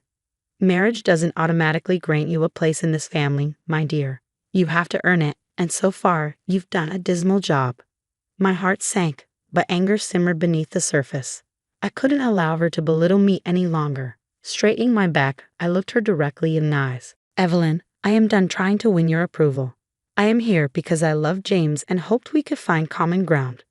But if all you have to offer is disdain and hostility, then I don't need it. I am my own person, and I will not let you define my worth." The room fell silent, the weight of my words hanging heavily in the air. Evelyn's face contorted with anger. But for the first time, I saw a flicker of uncertainty in her eyes. I had challenged her authority, and it was clear she hadn't expected such defiance. Finally, James spoke, his voice wavering with frustration and desperation. "Mother, Rebecca is my wife, and I love her. I won't stand for you mistreating her any longer." Evelyn's face hardened, her voice sharp. "You may love her now, James, but you'll soon realize the mistake you've made. Mark my words." I glanced at James, grateful for his support but uncertain of what the future held. The battle had been ignited, and I knew there would be no turning back. Revenge was beginning to take shape in my mind, and I was determined to see it through. The tension in the air grew with every passing hour. As we sat around the dinner table that evening, Evelyn's insults reached a boiling point. She accused me of being a gold digger, of seducing James to get my hands on his wealth. I couldn't take it anymore. The floodgates of my emotions burst open, and I found myself engaged in a bitter argument with her. "You have no right to judge me, Evelyn," I exclaimed, my voice trembling with a mix of anger and hurt. "I love James, and our relationship is built on more than material possessions." Evelyn's eyes narrowed, her face contorted with rage. "Love? Don't make me laugh, Rebecca. You're just a parasite clinging onto my son for all he's worth. You'll never be good enough for him." My hands clenched into fists, my heart pounding in my chest. I couldn't bear her relentless attacks any longer. With a surge of adrenaline, I rose from my seat, ready to confront her head-on. "You think you can treat me this way and get away with it? I hissed, my voice laced with determination. Well, think again. I won't be your punching bag any longer, Evelyn. Evelyn stood up, her towering figure casting a shadow over me. You dare to defy me, little girl? I'll show you your place. In that moment, the room erupted into chaos. Harsh words were exchanged, each one cutting deeper than the last. The air crackled with the intensity of our heated exchange. Suddenly, Evelyn lunged towards me, her hands flailing wildly. I barely had time to react as her blows landed on my body, one after another. Pain radiated through every fiber of my being, but I refused to let her break me. Summoning all the strength I had left, I fought back, defending myself as best I could amidst the chaos. Finally, I managed to land a well-placed slap on Evelyn's cheek, causing her to stagger back in shock. You will never hurt me again. I am done with you and your cruelty. I deserve better, I declared, my voice filled with newfound resolve. The room fell silent, the atmosphere heavy with tension. Evelyn's eyes burned with a mix of fury and disbelief. It was a pivotal moment, a breaking point that would forever alter the course of our lives. James, who had been a silent spectator throughout the altercation, finally found his voice. Mother, enough. I can't stand by and watch you physically attack my wife. Evelyn glared at him, her voice dripping with venom. Your wife? She's nothing but a viper, James. She'll poison your life. James shook his head, his voice filled with determination. No, Mother. It's you who has poisoned our relationship with your constant belittlement and abuse. I won't tolerate it any longer. Rebecca is my wife, and I stand by her. The room hung in a heavy silence, the weight of our shattered family dynamic palpable. I took a deep breath, my body trembling from the physical and emotional toll of the confrontation. It was a turning point, a moment of clarity where I realized that I had to break free from this toxic cycle once and for all. As I made my way towards the door, Evelyn's voice echoed through the room, filled with venom and spite. You're making a big mistake, Rebecca. You'll regret this. But her words no longer held power over me. I had found my voice, and I was ready to embark on a journey to reclaim my life and seek the revenge I so desperately craved. With the echoes of our explosive confrontations still reverberating in my mind, I knew that it was time to take a stand. I couldn't allow Evelyn's abuse to continue, nor could I let her destroy my marriage any further. It was time to gather my strength and plan my revenge. As I sat in our small apartment, contemplating my next move, my phone rang, interrupting my thoughts. I hesitated for a moment before answering, unsure of who could be calling at such a crucial time. Hello, I greeted cautiously. Rebecca, it's Emma, came the voice on the other end. Emma? I said, relief flitting through me. I need someone to talk to. It's been a difficult few days. Emma's voice held a mix of concern and determination. I've heard what happened, Rebecca, and I'm appalled. You don't deserve to be treated that way. It's time to fight back. A surge of energy coursed through my veins as I listened to Emma's words. She understood my pain and frustration, and she was ready to stand by me. You're right, Emma, I replied, determination seeping into my voice. I can't let Evelyn and James continue to control my life. I want justice, and I want to make them pay for the pain they've caused me, I asserted to Emma over the phone. There was a brief pause before Emma responded. Rebecca, revenge may not be the healthiest approach, but I understand your need for justice. We'll fight this together, and we'll make sure you get what you deserve. A flicker of hope ignited within me. For the first time, I felt a glimmer of control over my own fate. With Emma by my side, I knew I had the strength to face whatever challenges lay ahead. Over the next few weeks, Emma and I meticulously planned our strategy. We consulted with lawyers, gathered evidence of Evelyn's abuse, and built a solid case. It was time to hit Evelyn and James where it would hurt them the most, their fortune. As we sat in the lawyer's office reviewing the legal documents, Emma spoke up, her voice laced with determination. Rebecca, we have a strong case. The evidence of abuse, emotional distress, and the impact it has had on your well-being is undeniable. You deserve justice, and we will fight tooth and nail to make sure you get it. I nodded, a mix of anticipation and nervousness fluttering in my stomach. Thank you, Emma. I never thought I would be in a situation like this, but I refuse to let them get away with what they've done. The lawyer, a seasoned professional with a sympathetic smile, joined the conversation. Rebecca, it's important to remember that the path you've chosen will be challenging, But with the evidence we've compiled and your unwavering determination, we stand a strong chance of securing a favorable outcome. As I signed the legal papers, I felt a sense of empowerment wash over me. The divorce would sever the toxic ties that bound me to James, and the lawsuit would hold both Evelyn and James accountable for their actions. It was my opportunity to reclaim my life and restore the dignity that had been stripped away from me. With the legal process set in motion, I knew that the battle was far from over. But armed with the support of Emma and my legal team, I was ready to face the storm head-on.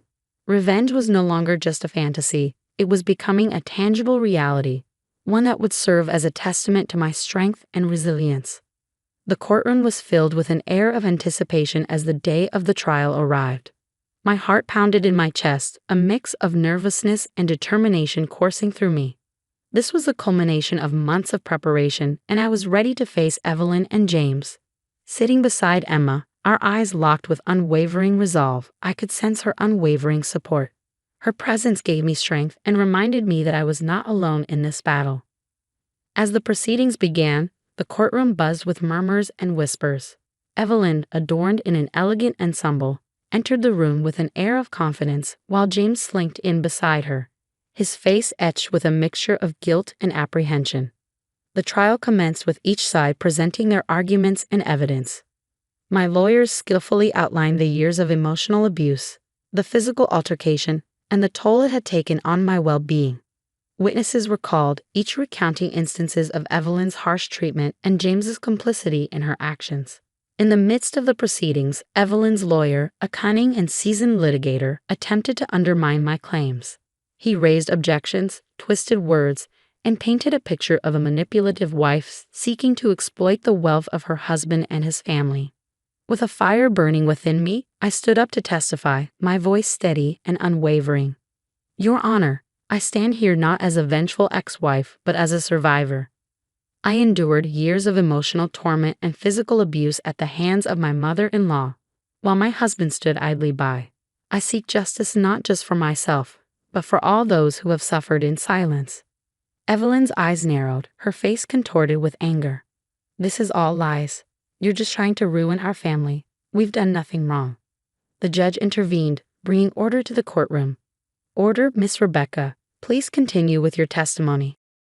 I took a deep breath, my voice steady. Your Honor, the evidence speaks for itself. I never wanted it to come to this, but I refuse to be a victim any longer. I seek a fair settlement, one that acknowledges the pain and suffering I have endured and allows me to rebuild my life. The trial continued, each side presenting their closing argument. As I listened to the powerful words of my lawyer, I felt a renewed sense of purpose. This was not just about revenge, it was about reclaiming my dignity, my independence, and my future. The judge took a moment to deliberate before delivering the verdict. The room fell silent, the weight of anticipation hanging in the air. Finally, the judge spoke. After careful consideration of the evidence presented, I find in favor of the plaintiff, Ms. Rebecca. It is clear that she has endured emotional abuse and physical assault at the hands of her mother-in-law, and that the defendant James failed to protect her. I hereby grant a divorce, awarding Miss Rebecca with a fair settlement and half of the marital assets.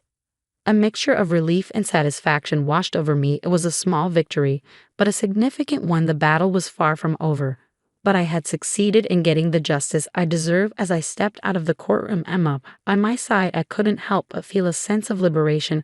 I had broken free from the chains of abuse, from the toxic influence of Evelyn and Jane. Revenge, in its own way, had been achieved, but it was no longer my sole driving force. Looking ahead, I realized that my journey was not just about seeking revenge, it was about rediscovering myself, rebuilding my life, and finding happiness on my own terms.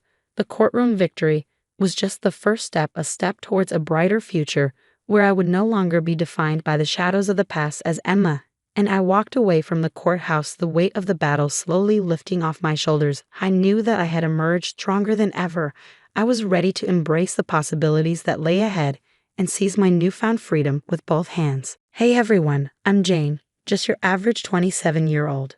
Life took a surprising turn for me a few years ago. This is my story, straightforward and real. It all began when I changed jobs and became an accountant at a new company.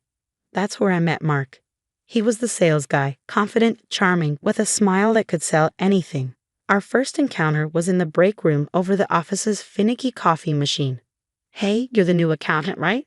Mark said, leaning casually against the door frame with a smirk. "Guilty as charged. I'm Jane." "And you are?" I replied, trying to act cool but secretly curious. "I'm Mark, head of sales and the unofficial coffee machine expert," he said with a wink. We both laughed, and from that moment, we hit it off. Fast forward 2 years, and Mark planned the most romantic proposal. A weekend getaway to the beach, dinner at sunset, and then he got down on one knee. It was like a scene from a movie. I said yes without hesitation. Our wedding was simply beautiful and filled with love.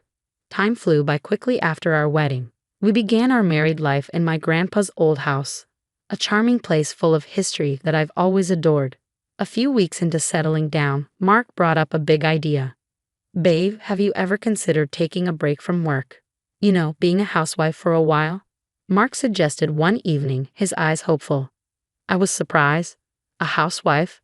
But Mark, I've always been passionate about my career," I replied, trying to hide my confusion. "I understand, Jane, but work has been going well for me. We can afford it. Imagine no more stress, just focusing on us, maybe starting a family soon," he said, reaching for my hand. His words were convincing, and I couldn't help but be swayed by his enthusiasm. So, against my better judgment, I agreed. Why not shake things up a bit, right? The first few weeks were exciting. I finally had time for gardening, reading, and trying new recipes. Mark would come home to a clean house and dinner on the table. We spent our evenings making plans and laughing. It felt like an extended honeymoon phase. But as time passed, I began to feel restless. I missed the challenges of my job and the satisfaction of solving complex problems. I even missed the annoying buzz of my office phone. Still, I brushed those feelings aside, telling myself it was just an adjustment period. Then things started to change subtly. Mark's compliments about the house or dinner turned into expectations. If dinner was late or the house wasn't perfectly tidy, he'd make comments that hurt more than I wanted to admit. I felt less like a partner and more like a live-in maid. I called my best friend Laura to talk about it. "I feel like I'm losing a bit of myself, you know?" I confided in her. "You're a firecracker, Jane. Don't let this housewife gig douse your spark," Laura encouraged, her voice a mix of concern and support. Laura had a good point. I've always prided myself on being independent, making my own way. Now, I felt lost in a role I never imagined playing.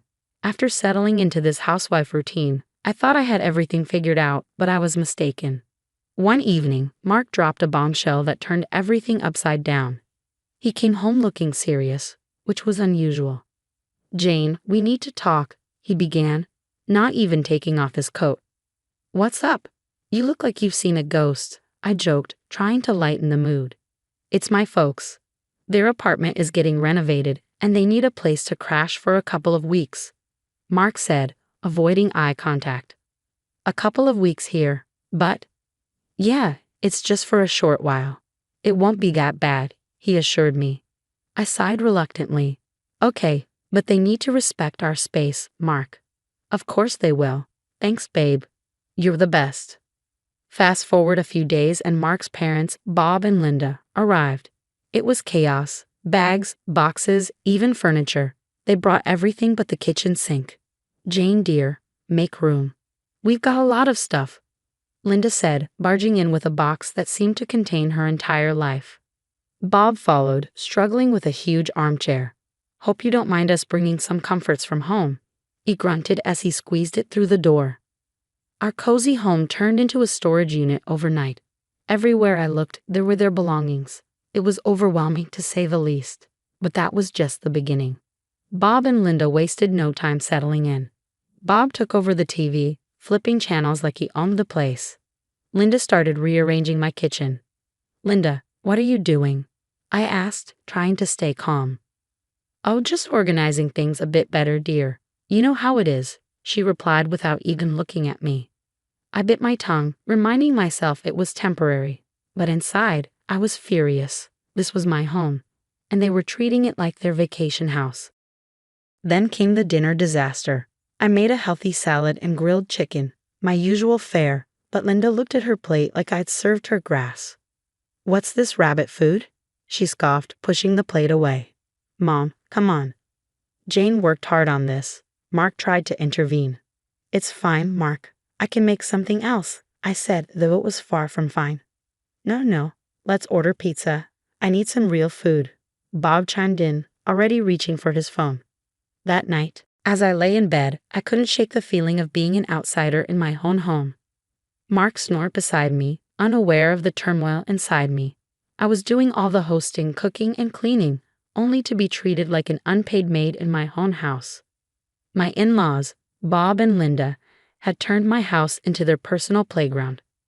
Linda started taking over the kitchen like she was running a military operation.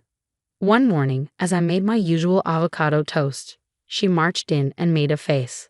"What are you eating, bird food?" she snorted, rummaging through the fridge. "It's avocado toast, Linda." "It's healthy," I replied, trying to stay calm.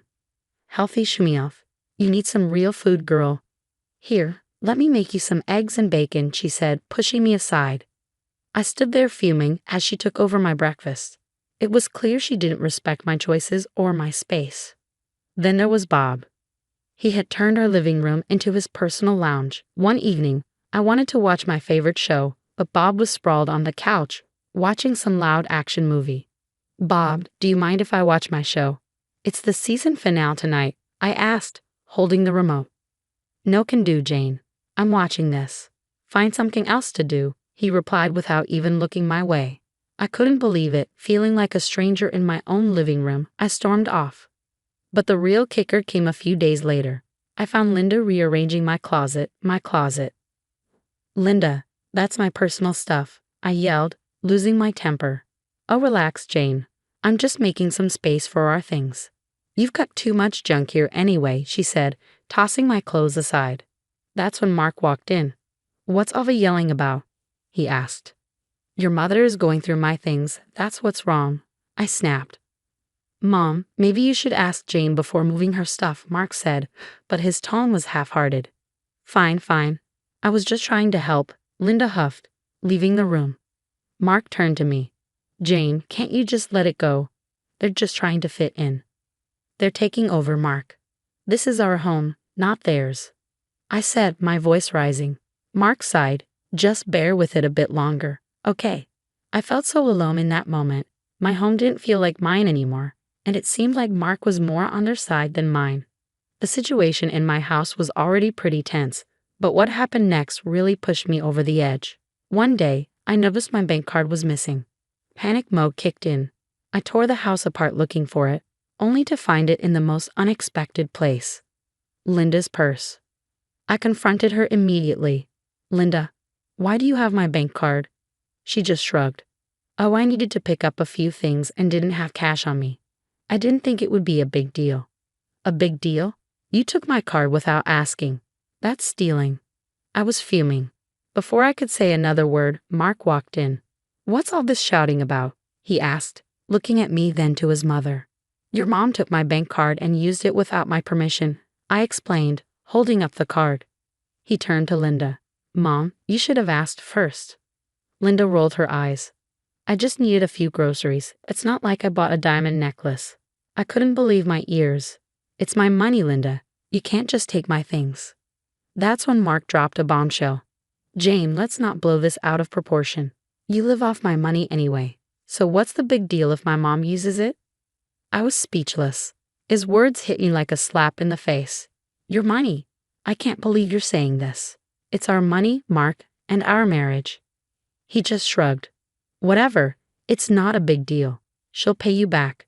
I felt like I was in some bad dream. My husband was taking his mother's side over something so serious. A couple of weeks passed and the tension in the house became unbearable. I decided it was time to ask the big question.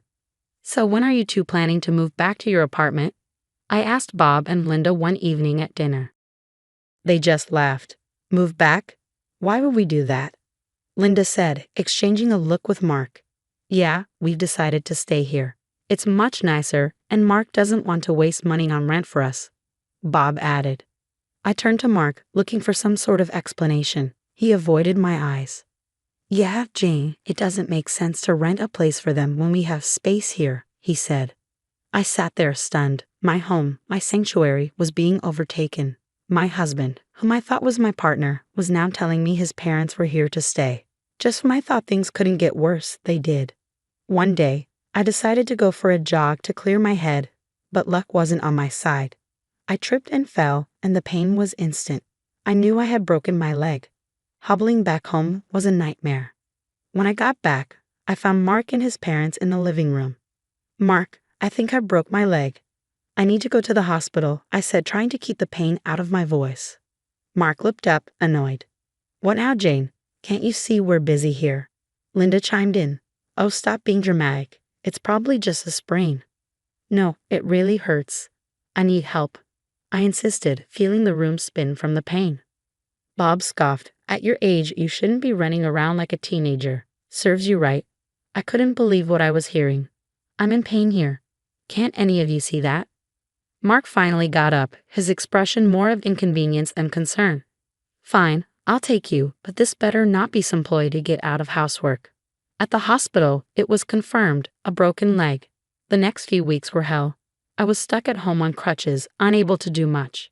You'd think my husband and his parents would help, right? Wrong. They acted as if nothing had changed. I was still expected to cook and clean. One day, I was trying to make lunch, balancing on my crutches. Linda walked in and saw me struggling. "Can't you do that any faster?" "We're hungry," she said, not offering to help. "I'm doing the best I can on one leg," I snapped, my frustration boiling over. "Well, it's not good enough. You're being incredibly lazy," Linda retorted. That's when Mark walked in. "What's going on here?" he asked, looking at me then to his mother. "Your wife is taking forever to make lunch. It's like she's using her injury as an excuse," Linda complained. Mark sighed. "Jane, can't you just try a bit harder? We're all hungry here." I was in disbelief. "Try harder. I'm on crutches, Mark. What do you expect me to do?" He just shrugged and left the kitchen with his mom, leaving me there, seething and in pain. You won't believe what happened next in my in-law nightmare. Just when I thought it couldn't get any worse, it did. A few weeks after my injury, Linda and Bob announced they were hosting Thanksgiving at our house and inviting their relatives over. The news hit me like a ton of bricks. Thanksgiving, at our house. I asked incredulously, "How am I supposed to manage that with my leg like this?" Linda just waved her hand dismissively. "Oh, you won't have to do much. Just stay out of the way and let us handle it," she said. I was fuming. "This is my house, Linda. You can't just invite people over without asking me." That's when Mark stepped in. "Jane, it's just a family gathering. Let's not make a big deal out of it." "A big deal, Mark? I can barely walk, and now your parents are taking over our house for a party," I said, my voice rising. Bob chimed in. "We thought it would be nice to have a family gathering here. After all, we're all living under the same roof now." And then Linda dropped another bombshell. "Actually, Jane, we were thinking it might be best if you stayed somewhere else for a couple of weeks with your leg and all. You'll just be in the way." I stared at her, completely dumbfounded. Stay somewhere else in my own house? "Yes, dear, just for a couple of weeks. It's for the best," Linda continued, as if she was doing me a favor. I felt my blood boiling. "You want me to leave my house so you can play host? That's insane." Mark chimed in, trying to sound reasonable. "Jane, it's just for a short while. It'll be easier for everyone." "Easier for everyone? This is my home, Mark. I'm not going anywhere," I shot back, my voice shaking with anger. Bob shrugged. "We thought you'd appreciate not having to deal with the stress of the holiday." That was it. I lost it. "Get out, both of you. Get out of my house now," I yelled, feeling a mix of rage and disbelief. Mark's face turned red. "Jane, you're being unreasonable. They're my parents. You can't just kick them out." "Unreasonable? They're taking over my home, and you're letting them." I practically screamed. Mark's expression hardened. "If you can't respect my parents, maybe we shouldn't be together. Is that what you want? A divorce?" I glared at him, feeling a rush of adrenaline. Without a word, I went to my desk drawer and pulled out a set of papers I had prepared just in case things went south. "What's this?" Mark asked, his voice faltering as he took the papers from my hand. "Divorce papers. I've had them ready for a while now," I said, my voice steady. Mark looked at me, then at the papers, and back at me. "You're serious? You'd really go through with this?" "Yes, I am." I won't be bullied in my own house, not by you, not by anyone, I said, feeling a strange sense of empowerment amidst the chaos. Linda and Bob just stood there speechless. Mark looked like he had been punched in the gut. The room was thick with tension. Make your choice, Mark. Your parents or our marriage, I said, holding my ground. Mark laughed, a cold, hard sound that sent shivers down my spine. Fine, he said, and to my shock, he signed the papers right there and then. You'll regret this, Jane. You can't even support yourself without me, he said. I watched him, feeling a mix of relief and disbelief. I'll manage, I said, though my voice was barely a whisper. He shrugged. You're lost then. He and his parents gathered their things and left just like that. My marriage was over. The moment the door closed behind them, I felt a strange sense of peace. I was alone, yes, but it was a better alternative to the constant tension and disrespect. The first thing I did was change the locks. It felt like I was securing my own personal fortress. Thanksgiving came around faster than I expected. I was still adjusting to my new reality, finding comfort in the quiet of my own company. Then, unexpectedly, there was a knock at the door. I opened it to find Mark, his parents, and a bunch of their relatives standing there, ready to celebrate. What are you doing here? I asked, stunned. We're here for Thanksgiving, Jane. Did you think we were serious about not coming? Mark said with a smug look. I couldn't believe the audacity. You're not welcome here anymore. Mark, this is my house, and you're not my family, not after what you did. Linda piped up, oh, come on, Jane. Don't be so petty. Let's just have a nice dinner. I stood my ground. No, you need to leave now. Mark laughed. You can't kick us out. This was our family home. Not anymore. I changed the locks. Mark, you gave up any right to this house when you signed those papers, I said, feeling a surge of empowerment. There was a moment of silence, then Mark's face turned red with anger. Fine, have it your way, he said, and they all turned and left. After the Thanksgiving showdown, I started to rebuild my life. And let me tell you, it wasn't easy. But it was mine. A few weeks after Mark and his family left for good, I was sitting in my quiet, peaceful living room when my best friend Laura dropped by.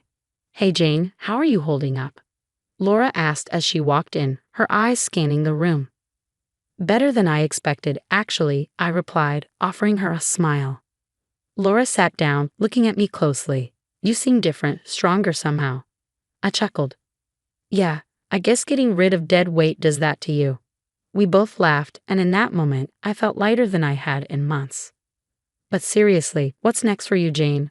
Laura asked, her tone shifting to something more serious. I took a deep breath. I'm going back to work. I've already started looking for accounting jobs. I'm not going to lie, it's a bit scary, but it's time to get back on my feet. Laura nodded. That's the spirit. You were always the smartest one at the office. They'll be lucky to have you back. Her words meant a lot and gave me the boost I needed. I was ready to face the world again on my own terms. The next few weeks were a whirlwind of job interviews and getting my life back on track.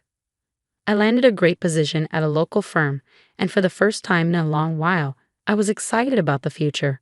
My home was mine again. My life was mine again. I had faced the worst and come out stronger. One regular holiday morning, the sun promised a relaxed day. I was urging my son Aaron to hurry for his baseball game when everything changed. Opening the door, I froze to see my husband Mark, who disappeared 3 years ago, standing there. This is our home, he declared, his voice a mix of confidence and doubt. Before I could understand, Clara, my sister-in-law, appeared beside him. Clara said, We're taking custody of Aaron. Her voice was sickly sweet. I remembered how I'd wondered if Mark and Clara's vanishings were linked. Lost in these thoughts, I barely noticed Aaron asking who I was talking to. Clara smiled at Aaron, saying she wanted to meet him for ages. Her voice churned my insides. Aaron, confused, asked his dad who she was, moving closer to me, sensing the tension. Mark and Clara were stunned. Before they could react, Aaron told them angrily that they were leaving. Mark and Clara's faces paled as they noticed something behind me. I couldn't help but let out a bitter laugh when I saw my daughter Elise in Aaron's arms. Mark looked shocked, his eyes shifting between Elise and me, along with Clara. 3 years ago, you left without a word, I said, my voice steady despite my heart's chaos. I was left alone to pick up the pieces, to raise Aaron, and to face an unexpected pregnancy. I paused, letting my words sink in. Clara's eyes narrowed, but I continued. I'm not the same person you abandoned. I fought hard to build a life for my children and me, and I won't let you waltz back in to destroy that. Their faces showed shock, disbelief, and briefly, guilt. But it was too late for guilt. The wounds they inflicted were deep. Please leave, I said firmly. You have no right to be here. Mark opened his mouth, likely to say something, but I didn't want to hear it. I closed the door on them, on the past they represented. Turning back to my children, Aaron looked at me with newfound respect, and Elise was blissfully unaware of the storm that had just passed. Taking a deep breath to steady my racing heart, I knew this was just the beginning. The battle lines were drawn, and I was ready to fight for my family's future. In the days following Mark and Clara's unwelcome visit, I was swept up in a whirlwind of emotions and memories, a tidal wave threatening to drown me. I found myself reliving the dark days after Mark disappeared, the sleepless nights filled with worry, the countless hours questioning what I could have done differently. Aaron had struggled the most. Once cheerful and outgoing, he became sullen and withdrawn, his bright eyes dimming. I remembered the dinners he pushed away, the school events he begged to skip, and the cold, distant looks that replaced his warm smiles. It tore at my heart. As I dwelled on these memories, Elisa's innocent laughter filled the house, a stark contrast to the turmoil inside me. She was my unexpected blessing, a light in the darkness of Mark's betrayal. Her birth marked a turning point for me, a moment of profound strength and vulnerability. One evening, as I tucked Aaron into bed, he asked me with serious eyes, "Mom, why did Dad leave us? Did we do something wrong?" His question hit me hard. "No, honey, you did nothing wrong. Sometimes adults make choices that don't make sense, and it's not because of anything you did." But why did he come back with Aunt Clara? Aaron's confusion was heartbreaking. I sighed, searching for the right words. I don't know why they came back, but I do know that we are a family, you, me, and Elise. We'll get through this together. He nodded slowly, his young face filled with worries no child should bear. I trust you, Mom. I just wish things were like before. I know, my love. I wish that too, I whispered, kissing his forehead. The next day, a call from my lawyer, Mr. Thompson, snapped me out of my reverie. "Lauren, we need to discuss your legal options. Mark and Clara's claim is baseless, but we should prepare a case." I listened intently, my mind racing. This was my chance to fight back, to ensure that Mark and Clara couldn't hurt us anymore. "Let's do it," I said firmly. "I want to protect my children, and I won't let them be used as pawns in whatever game Mark and Clara are playing." Mr. Thompson's voice was reassuring. "You're making the right decision. I'll start preparing the documents. We'll show them that they can't just walk over you." As I hung up, a sense of determination settled over me. Mark and Clara had underestimated me, thinking I would crumble under their pressure, but they were wrong. I was stronger now, tempered by the trials I had faced. Watching Aaron playing with Elise, I knew I would do whatever it took to keep them safe. This was no longer just about revenge, it was about justice for my children and me. Mark and Clara had awakened a fierce protectiveness in me, and I was ready to fight back with everything I had. As the days turned into weeks, my resolve hardened like steel. I was prepared for the legal battle ahead, but nothing could have prepared me for the emotional battle that followed. Mark and Clara, like vultures circling their prey, began their campaign to wear me down. One afternoon, as I collected Aaron from school, I found them waiting, a dark cloud on a sunny day. Clara's voice was sickeningly sweet as she greeted Aaron. "Hi, sweetie. We've missed you so much." Aaron clung to my hand tense. "Why are you here?" he asked, barely above a whisper. Mark stepped forward with feigned concern. "We just wanted to see you, son. We're your family too, you know." I felt anger surge within me. "You lost the right to call yourselves family when you abandoned him," I snapped, pulling Aaron closer. Clara's facade slipped, her eyes narrowing. "Lauren, you can't keep him from us. We have rights," Clara insisted. "You have no rights here," I retorted coldly. "You both made your choice 3 years ago. Now live with it." Mark's face twisted in anger. "You think you're so perfect, Lauren. You're just a bitter woman who couldn't keep her husband happy." I felt Aaron's grip tighten on my hand, his body shaking. "Let go, Aaron," I said, turning to leave, but Clara wasn't finished. "You'll regret this, Lauren. We'll get what we want." "We always do," she threatened. Their words echoed in my ears as we walked away, but I refused to show fear. I had to be strong for Aaron and Elise. That night, their threats haunted me. The thought of losing Aaron to them was unbearable.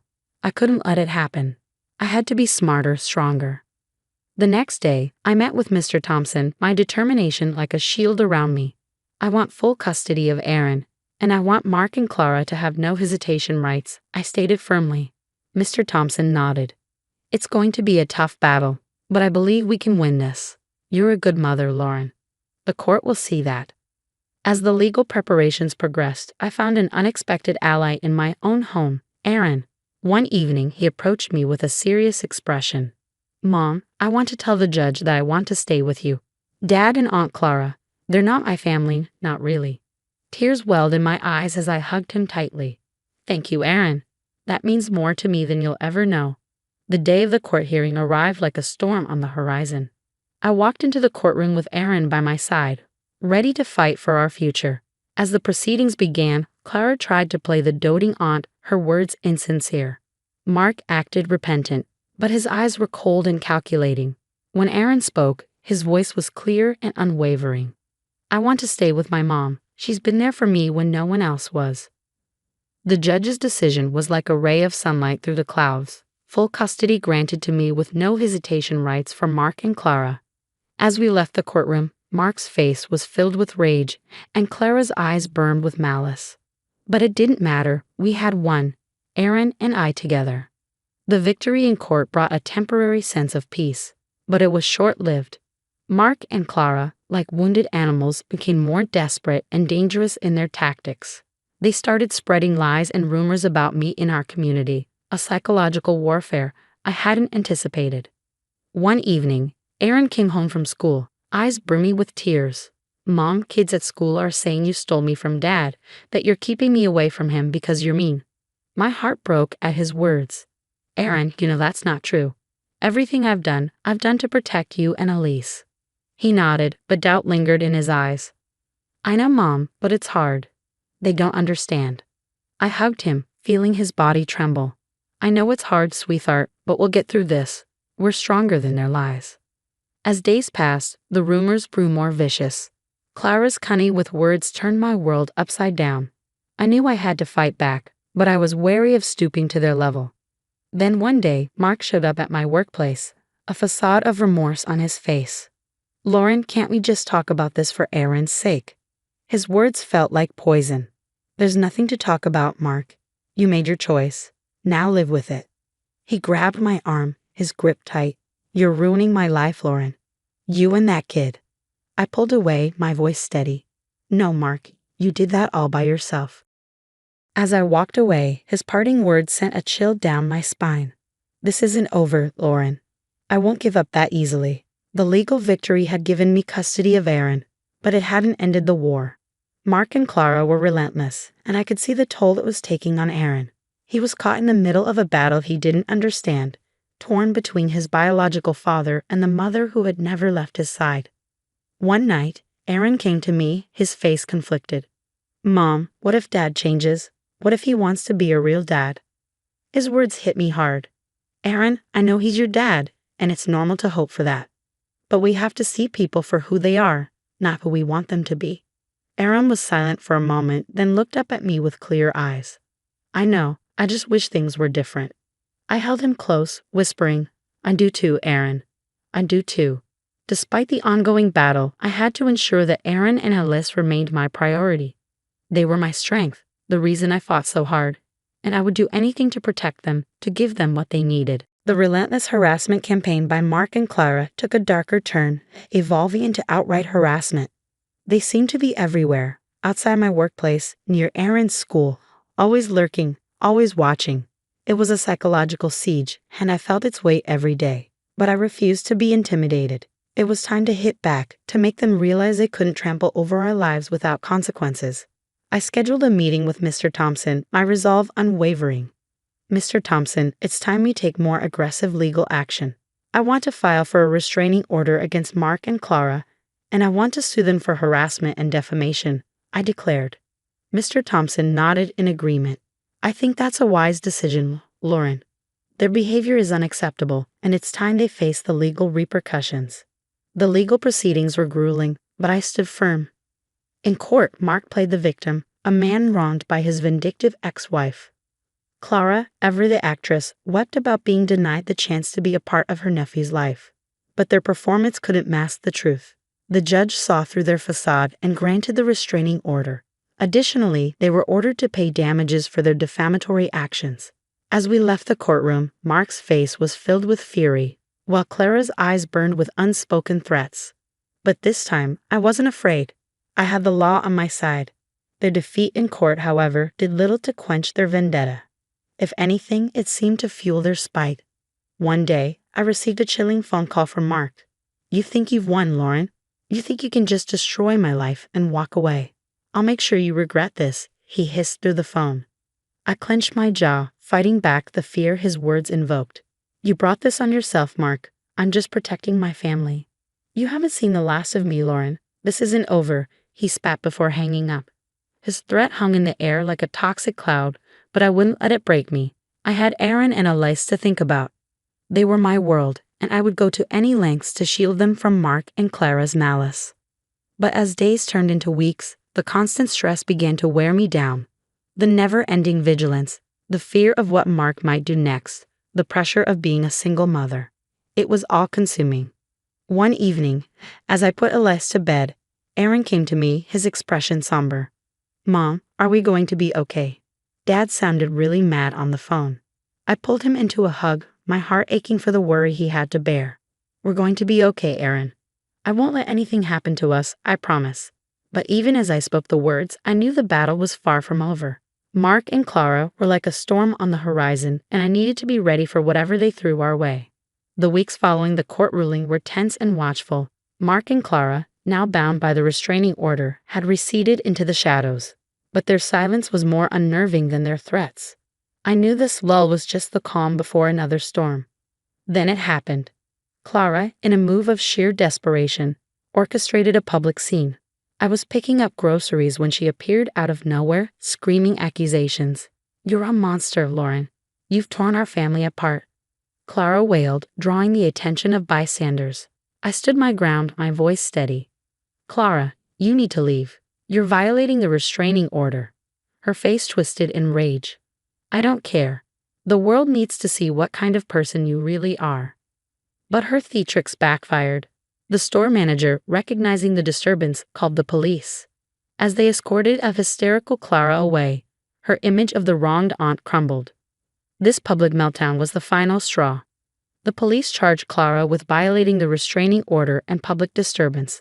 Mark, too, faced consequences.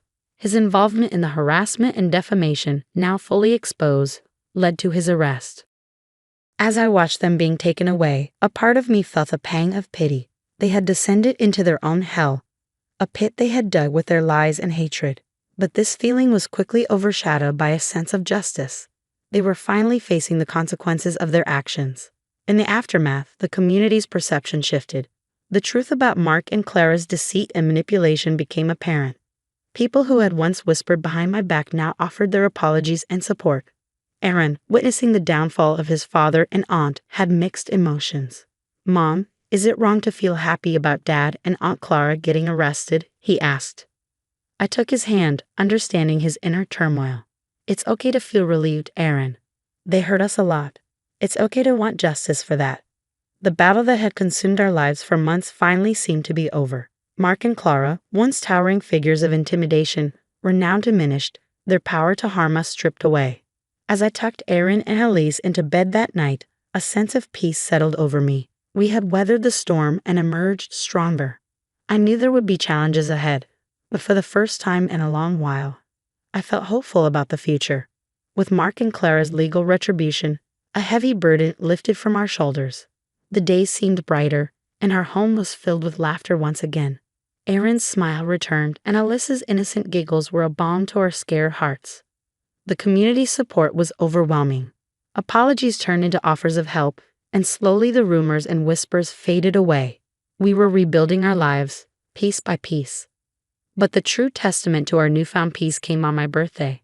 Aaron, now more mature and thoughtful, had a surprise for me. He'd approach with a shy smile, a small gift in his hand. "Happy birthday, Mom." I made this at school for you, he said, handing me a beautifully crafted photo frame. It held a picture of the three of us smiling and happy. Tears welled up in my eyes as I hugged him.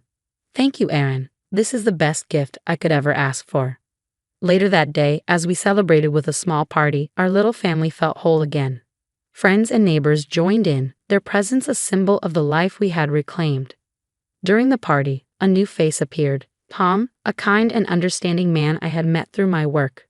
His support during our trials had been unwavering, and his presence now felt like a promise of new beginnings.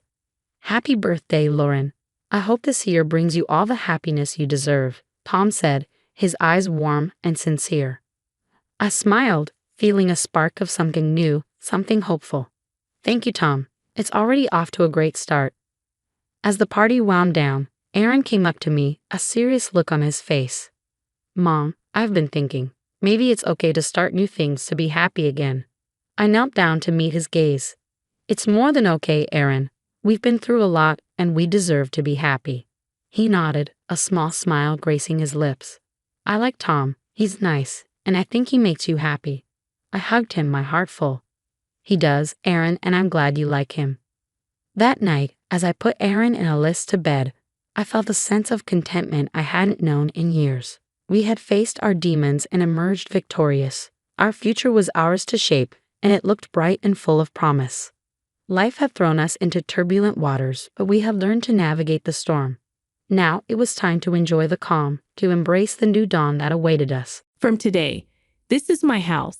Do as you please, Tom said, looking at me triumphantly. A slight smile crept across his face as he spread his arms wide, joyfully scanning the spacious room as if he were dancing. The house we're in now is my family home. My father was a wealthy man and had a passion for this home like no other. This house, the crystallization of his zeal, is worth a whopping $200 million. My father lovingly built this house and left it to me just before he passed away recently. Now, my husband insists that this house, which I inherited, is his.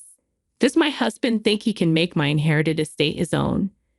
Although I explained that the inherited estate is my property and he has no rights to it, he only smirked with satisfaction. I'm not lying. Have proof if you need it, my husband said. The evidence that my husband showed me confirmed my name is Emily, and I am 38 years old this year. I work online at an internet bank, learning about the importance and risks of money. Learning from my parents about the importance and usage of money was one of the reasons I chose this job. My parents were professionals in asset management, and I grew up in what is typically considered a wealthy family. From an early age, my parents strictly taught me about the importance and usage of money. Money is a crucial asset that enriches our lives, and protecting that asset is a responsibility for each and every one of us. These words, which I had heard so much from my father that they could become tiresome, resurfaced in my mind. Even though there were assets in our family, my parents didn't unconditionally give me everything I wanted. They seemed to strive to have us live a modest life. My allowance was slightly less than my peers, and dining at high-end restaurants was a rare occasion. During my childhood, I attended a local public elementary school instead of a costly private one because we lived nearby. Rumors about my large house and my family's wealth spread quickly due to our affluent home and my parents' extensive social circle. Emily, your house is big, isn't it? Are you rich? That must be nice. Getting anything you want, right? Of course, you have the latest games too, right? Can we all come over to play sometime? The truth was, I didn't get everything I wished for, and I didn't even have expensive toys, let alone the latest game console. But such rumors were common. Honestly, I didn't enjoy these rumors because I thought I was living a normal life, just like everyone else. Emily, your family is rich, right? So can you lend me some money? Actually, I accidentally broke Karen's game console, and I have to compensate her. I don't have any money right now, I replied to Catherine. Catherine and I had just become classmates in the 5th grade. Didn't you tell your parents? I can't. I'm afraid they'll scold me, Catherine pleaded. That's why I'm asking you, Emily. Catherine insisted. I was worried that if I refused, it might make school life awkward from tomorrow on. However, I was prohibited from lending money by my parents. I'm sorry, Catherine. I don't have any money right now, I said. When I refused, Catherine left with tears in her eyes. You turned down Catherine's request, didn't you? You're rich, aren't you? Then lend some money to your friend, Catherine. She seems to be out of money now, Karen said, listening to our conversation. I wonder why I was being involved in this even though I had nothing to do with it. I thought to myself. However, I continued to explain that I couldn't lend money because I didn't have any. For a while, Karen responded, I get it. Money is more important to you than your friend, Catherine, huh? It's just worse to abandon a friend. There's no way you don't have money being from a rich family. Why do you lie? You're just the worst. Leaving those words behind, Karen walked away. That day's event sparked malicious rumors about me to start spreading. Karen and Catherine started spreading baseless lies to others, such as that I had kept money from the two of them and hadn't compensated for the broken game console, and so forth. The teachers who caught wind of the rumors quickly grasped the truth and severely warned the two girls. However, that ended up exacerbating the situation. The malicious rumors from the two girls escalated day by day, spreading throughout the school, and eventually reached my parents' ears, prompting my father to visit the elementary school. Eventually, a meeting between parents took place, and the situation started moving towards resolution. Since hearing their insincere apologies, I have kept my distance from the two of them. They, on their part, occasionally glance and sneer at me, but don't talk to me directly. At dinner that day, with a smile, my father advised me as follows. Listen, Emily. Say no firmly because lending money is forbidden by your parents. You don't have to say whether you have money or not. If the other party insists, just say you'll ask your parents. Even though it's forbidden, I've had enough of troublesome matters related to money. And nodded deeply to my father's words, keeping them in my heart. Thereafter, I refrained from bringing up money myself. After graduating from elementary school, I reduced opportunities to invite friends to my house as much as possible and tried to focus on internal qualities in my relationships. After graduating from university and becoming a working adult, I paid careful attention to avoiding the risk of monetary trouble, focusing on my work and investing all my energy without letting others intrude into my personal life. When I was 28, I met Tom, who is now my husband, through the introduction of one of my few friends. Tom, 1 year younger than me at 27, had an honest personality and spoke about anything openly from our first meeting. Though he looked about 5 years younger than his age, I was drawn to Tom's straightforward and cheerful personality. After 2 years of dating, we got married, and the wedding was celebrated lively with many people, including family and friends. My parents, who had been eager for me to marry even after I turned 25 without any romantic experience, were genuinely happy when my marriage to Tom was decided. They provided funds and suggested we have a grand celebration. Tom agreed, saying it's a once-in-a-lifetime stage, so let's enjoy it to the fullest. We decided to have a glamorous wedding, inviting many family members and friends. About a month after the wedding, my father suggested, "Isn't it a good time to invite Tom to our house?" Although I trusted Tom, considering the trauma from my elementary school days, I was worried that his talkative nature might lead him to share details about my family with others, potentially causing issues. Having been married for a month, I resolved to disclose everything I had hidden thus far about my family and invited Tom to my parents' house. When Tom arrived at my family's house, he stopped in his tracks, oddly astonished, and remained open-mouthed, immobilized by the eye-opening encounter. "Emily's family is so wealthy," he remarked after the meal and on the way home. Tom was engrossed in asking about my wealth and assets, continually bringing up the topic of money. I told him I didn't know much about the financial situation at home, but I felt uneasy inside. A few months later, I received a call from my mother. "Your father is going to be hospitalized soon." I was lost for words, completely taken aback. "Actually, your father hasn't been feeling well lately. He's getting hospitalized for a thorough examination. Did you notice he didn't eat much when you brought Tom over?" Reflecting back, I remembered that my father did not eat much that day and seemed somewhat emaciated. "So I have a favor to ask, Emily. The detailed examination results will be out this weekend. Can you be there with us?" "Of course, Mom. I'll be there, so don't worry." I was profoundly concerned about my father. On Saturday, I went to the hospital with my mother. My father seemed cheerful. Somehow, he looked frail when I spoke to him. My father greeted me with a gentle smile and said, "Emily, I'm sorry for making you worry. I guess I'm getting old." After some time, I was informed about my father's medical condition by the doctor. It was found that he had cancer in the pancreas, and it was at stage 4. Furthermore, the cancer had already spread throughout his body, making surgery difficult. I was at a loss for words, and my mother was in tears. "Why? He always took care of his health," she lamented. My father silently listened to the doctor's explanation. "The pancreas is hidden behind other organs, making it difficult to detect early.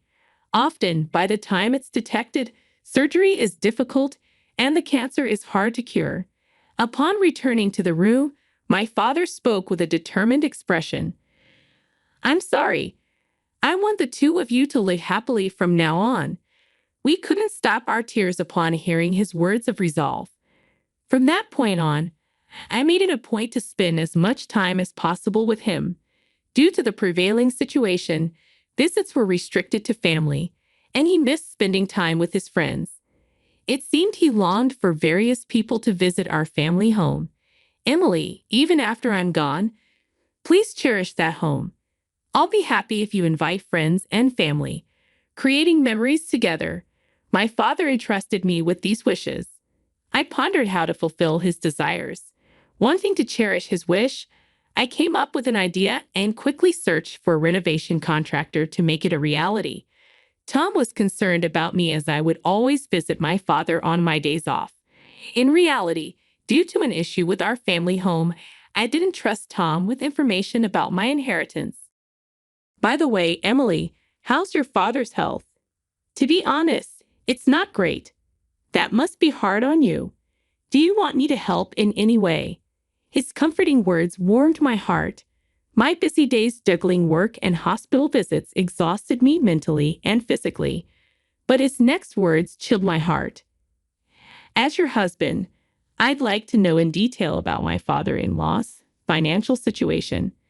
The property is managed by my father, and if anything happens to him, my mother will take over. So, there's nothing I need to discuss with you. But money is important." Consulted with the family lawyer I met recently, and he gave me various advice. I think it's better to start discussions early, considering the situation if something happens to your mother too. Hearing Tom talk about my father's assets and hinting at my mother's passing infuriated me and brought back unpleasant memories. My father has a lawyer, a longtime friend. There's no need for your concern, but we need to be careful about money. It's important, right? That's why I trust the people who've been with us for a long time. You don't need to worry. Because of this dispute and Tom's insistence on my father's assets, I began to distance myself emotionally from him. A few months passed, and despite his valiant fight, my father passed away. As a result of discussions among family members, in accordance with my father's will, I inherited a mansion worth $4.5 million. However, Tom showed increasing interest in the inheritance despite my protests. He kept inquiring about the inheritance and its associated taxes. One day, Tom said excitedly, "Emily, you inherited the mansion, right? That's amazing. When are we moving?" "Wait, how do you know?" I asked, genuinely surprised. "I heard the story when I met Emily's cousin at the funeral and happened to greet her the other day," Tom explained. "Please do not speak lightly of important matters," I replied, hurt by the cousin's careless words. "Indeed, we inherited it, but we have no plans to move since it's too big for just the two of us." "Why inherit it if you're not going to live there?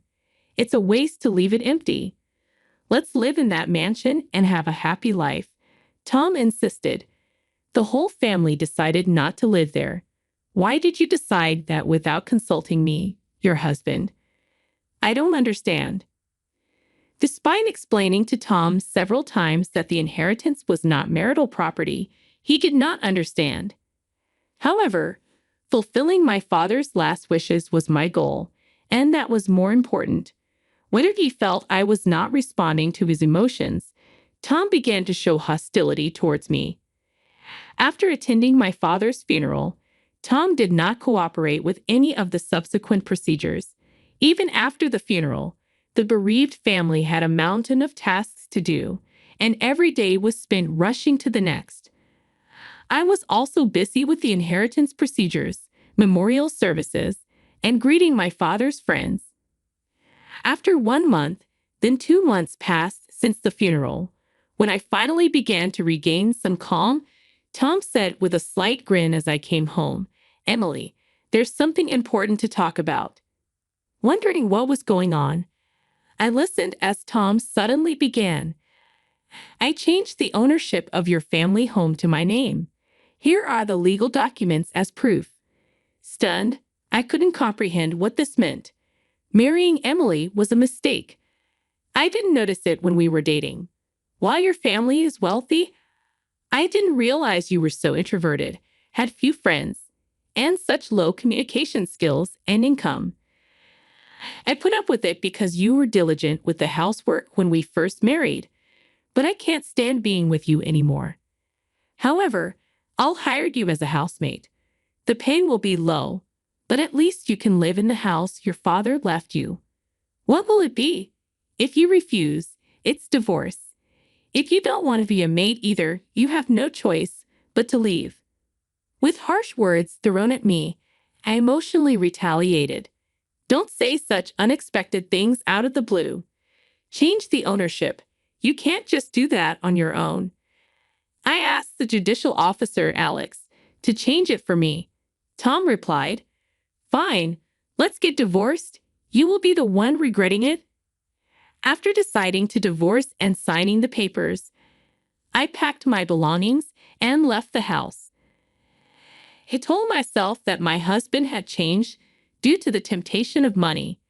As I headed towards my parents' home, the next day, there was a call from Tom. "That house is mine. Give me the keys to your parents' house." "Don't joke around. It's not your house. It's a precious family home inherited from my father," I replied, hanging up unilaterally.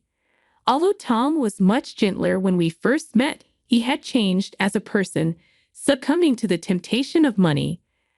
I was once again reminded of the horrors of money. As I considered what to do next, suddenly a loud alarm sounded. It seemed that the home security system had been triggered. There was a loud banging on the front door. "Emily, are you there?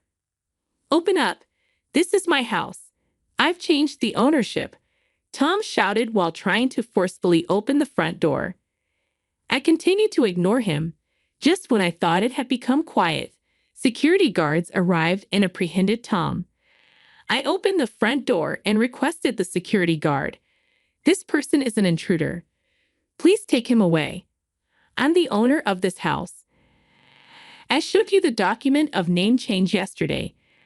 I had a judicial officer change it for me," Tom said, unperturbed by the security guards, with a triumphant expression on his face. "I understand. Wait a moment," I said and went back into the room to retrieve a document.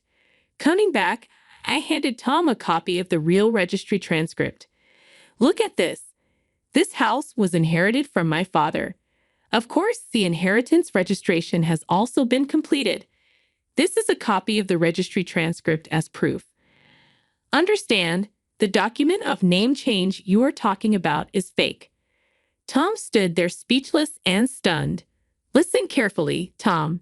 Even a real judicial officer cannot change the ownership without the consent of the owner." Tom's face turned pale visibly. "I can't believe it. Alex said I'm a judicial officer, so it will cost money, but I handled the procedure for a friend and offered to help." "How did you meet him?" I asked. "When Alex found out that your father was wealthy, he approached me. He sincerely advised me on inheritance tax issues and estate distribution, so I trusted him. Since you inherited but said you would not live there, when I discussed it, he said the procedure would be cumbersome, but he could change it to our names, so I asked him to do it. I even paid him $330,000. Tom made a distorted face, trying to hold back tears as he spoke. Then slowly, he took out his smartphone from his pocket and began to call Alex repeatedly. "Alex, please pick up," he said, frustrated when it went to voicemail. Tom seemed unable to give up, keeping calling repeatedly. "No matter how many times I call, it's no use. You are so stupid. Buying a meaningless piece of paper for $330,000. You should have researched how to register inheritance and the growing rates for expenses.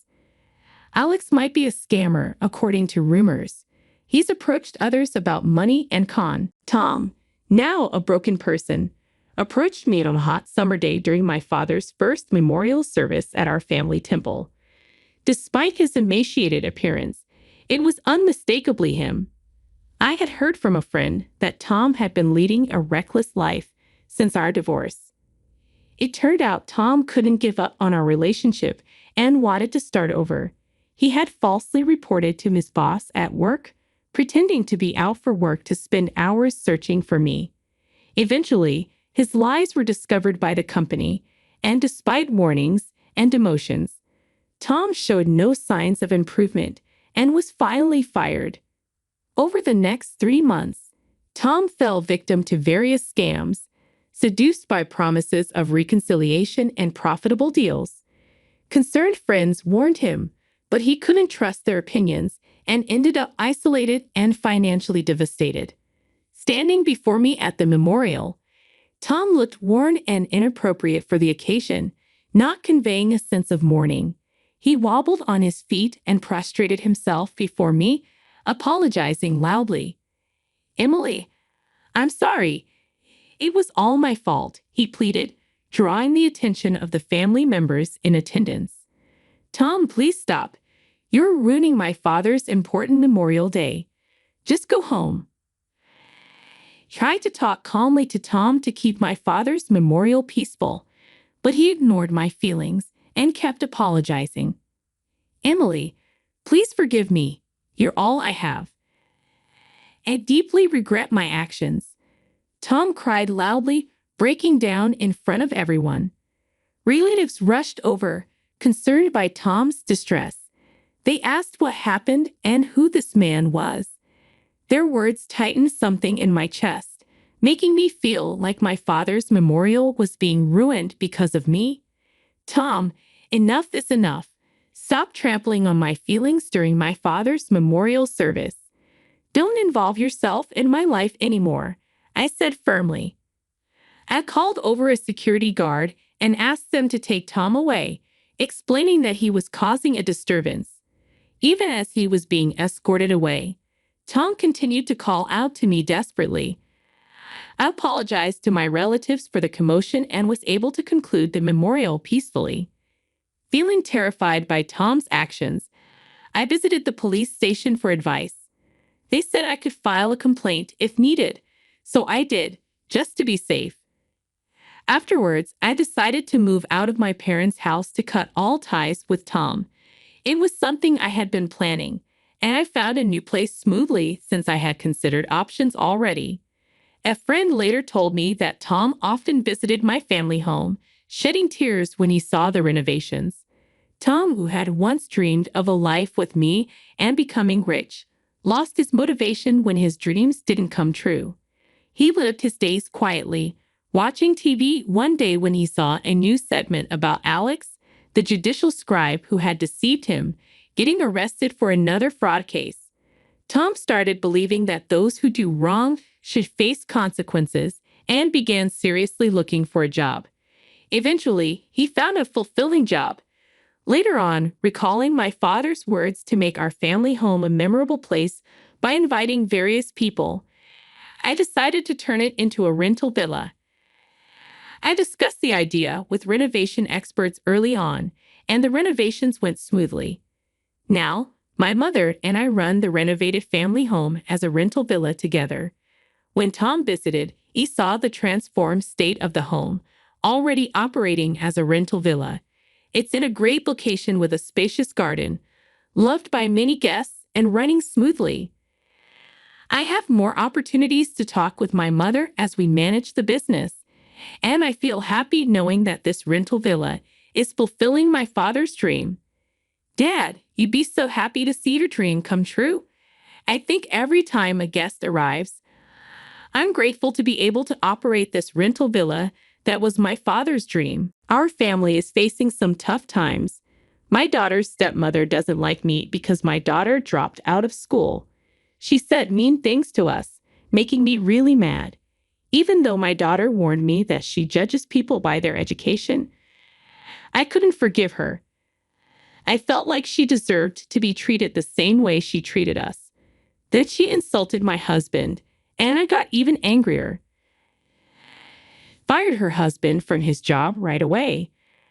I'm the boss of a big company, and I decided to teach her a lesson for picking a fight without knowing who I am. My name is Patty, and I'm 54 years old. I'm the president of a company, and right now, I'm living with my daughter, Nicole, who's about to get married. Life has been busy, especially since my husband died in a car accident when Nicole was just 3 years old. I still wonder why he left us. We promised to always be together. Now I'm a single mom, and I miss the times when we were a happy family of 3. Sometimes, when I think about the past, it's hard to remember much because I was so overwhelmed. After my husband passed away, I had to take over his company. I had to juggle everything by myself, running the household, taking care of Nicole, and managing work. I didn't have any family nearby to help. I had to do it all on my own. Mom, are you okay? You're not sleeping at all. Nicole would worry. Yeah, I'm fine. Mom has to work hard to take care of us since Dad left. And I want to work hard so we can go on trips together. I'd reassure her. Nicole started helping out with chores as soon as she was old enough to understand. Even in elementary school, she pitched in with laundry and cleaning. When we had free time, we'd go to the park, shop, or eat out. It was a lifestyle I never expected as a single mom, but it was possible because of my amazing employees. The company's sales kept going up, so our life became more comfortable and prosperous. I started to notice something wasn't right with Nicole when she was in her 3rd year of middle school. One day, her homeroom teacher called me in. At first, I thought maybe she had a fight with a friend, but the teacher told me Nicole had been skipping school. What? But I have breakfast with her and see her off every morning. I said, feeling confused. I told the teacher, but I was at a loss. Nicole would say she was going to school, but instead, she'd spend time in libraries or parks. There were even reports of a student in uniform at a bookstore during school hours. Is there any trouble at home? The teacher asked, but I couldn't think of anything. Nicole always seemed happy and kind. I never noticed any problems. But now, I realize I might have missed something important. But Nicole acted normal when she got home, greeting me with her usual "Mom, welcome back. You're late. I'm hungry." I knew I had to address the problem, so I gathered my courage and asked Nicole about it. "Today, your teacher called me at school," I began. "What?" That was the first time I saw Nicole's expression change. "I'm sorry. I completely missed your worries," I admitted. Nicole looked surprised, probably expecting to be scolded. "If you have any worries, don't hesitate to tell me. Mom will never force you to go to school," I assured her. That's when Nicole started to open up, tears streaming down her face. It turned out that she had been ridiculed and laughed at in school because she came from a single-parent family. Ours was the only family like that in her middle school. "I haven't done anything wrong," Nicole said tearfully. "You're right, Nicole. You've done nothing wrong. It's my fault for not noticing how much you were suffering." "I'm sorry," I apologized. We talked until dawn, and we decided that Nicole didn't need to force herself to go to school anymore. We were already at the point of deciding her future. But honestly, that didn't matter to me anymore. Nicole tried going to school on good days, but it seemed she never quite fit in with her classmates. At first, there were some kids she got along with, but even they distanced themselves when they found out she was from a single-parent family. By the time she was about to graduate, Nicole seemed to have accepted her situation, saying something like, "It's fun having all sorts of people in the world. Everyone's just narrow-minded." Of course, I agreed with Nicole. I had the company my late husband started, and thanks to our hardworking employees, we can live comfortably. But I wonder how people would see us if we didn't have this source of income. Nicole graduated from middle school without any issues. However, she chose not to go to high school, so she ended up being a middle school graduate. But in today's world, as long as you're willing to study, you can always start over. So I thought it was okay to wait until that time came. Nicole, who started working after middle school, worked harder than I had imagined. "My dream is to marry the man I love and become a wonderful wife," Nicole said one day, now over 20 years old. Occasionally, she mentioned marriage, which made me think she probably had a boyfriend. "Hey, Nicole, do you have a boyfriend?" I asked. "Yeah, you caught me. Yes, I do. We've been together for a year now. His name is Fred. He says he wants to marry me," she revealed. "That's amazing. You're already talking about marriage," I exclaimed, feeling happy for her. While we were enjoying a leisurely dinner and getting excited about Nicole's future dreams, it seemed she had hit another big obstacle. "Actually, I ran into Fred's mom by chance when we were out on a date," Nicole shared. "Really? What was she like?" I inquired. "Well, she was kind of scary and might have made some snide comments. She even brought up education," Nicole explained. "I see. It seems Fred's mother values education and has an old-fashioned mindset. It's outrageous to check educational background at the first meeting," I remarked, feeling frustrated. But according to Fred, it's a usual thing for his mother. Nicole honestly told her that she was a middle school graduate, which seemed to shock her. Unbelievable. I've never heard of someone being just a middle school graduate nowadays. Fred's mother exclaimed. "Fred, are you really okay with this? Maybe you should rethink this. This girl is definitely not right for you," she added, saying such harsh words in front of Nicole. As her mother, I was furious to the max. But then I wondered how Fred responded to his mother. Did he protect Nicole? However, it seems Fred did his best to defend Nicole. "Mom, please stop judging Nicole based on her education alone. She's not the person you think she is." I fell in love with Nicole for who she is, not her education. What's that supposed to mean? You can't listen to your mother's opinion. Everything has gone well because I was here. Have you forgotten all the favors I've done? Fred's mother retorted. "No, it's not like that," Fred replied. But I really think Nicole is my soulmate. That's why I want you to see the good in Nicole. Fred pleaded with his mother, but she seemed unconvinced. However, she didn't say anything more at that moment. Normally, that should have been the end of it.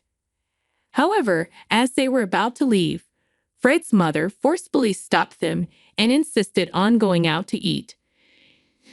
During the meal, she managed to look down on Nicole from head to toe. I hate to say it, but I don't feel like I can get along with her. It's really strange. I think you'd understand what I mean if you met her, Fred's mother expressed. I see, I replied, feeling frustrated.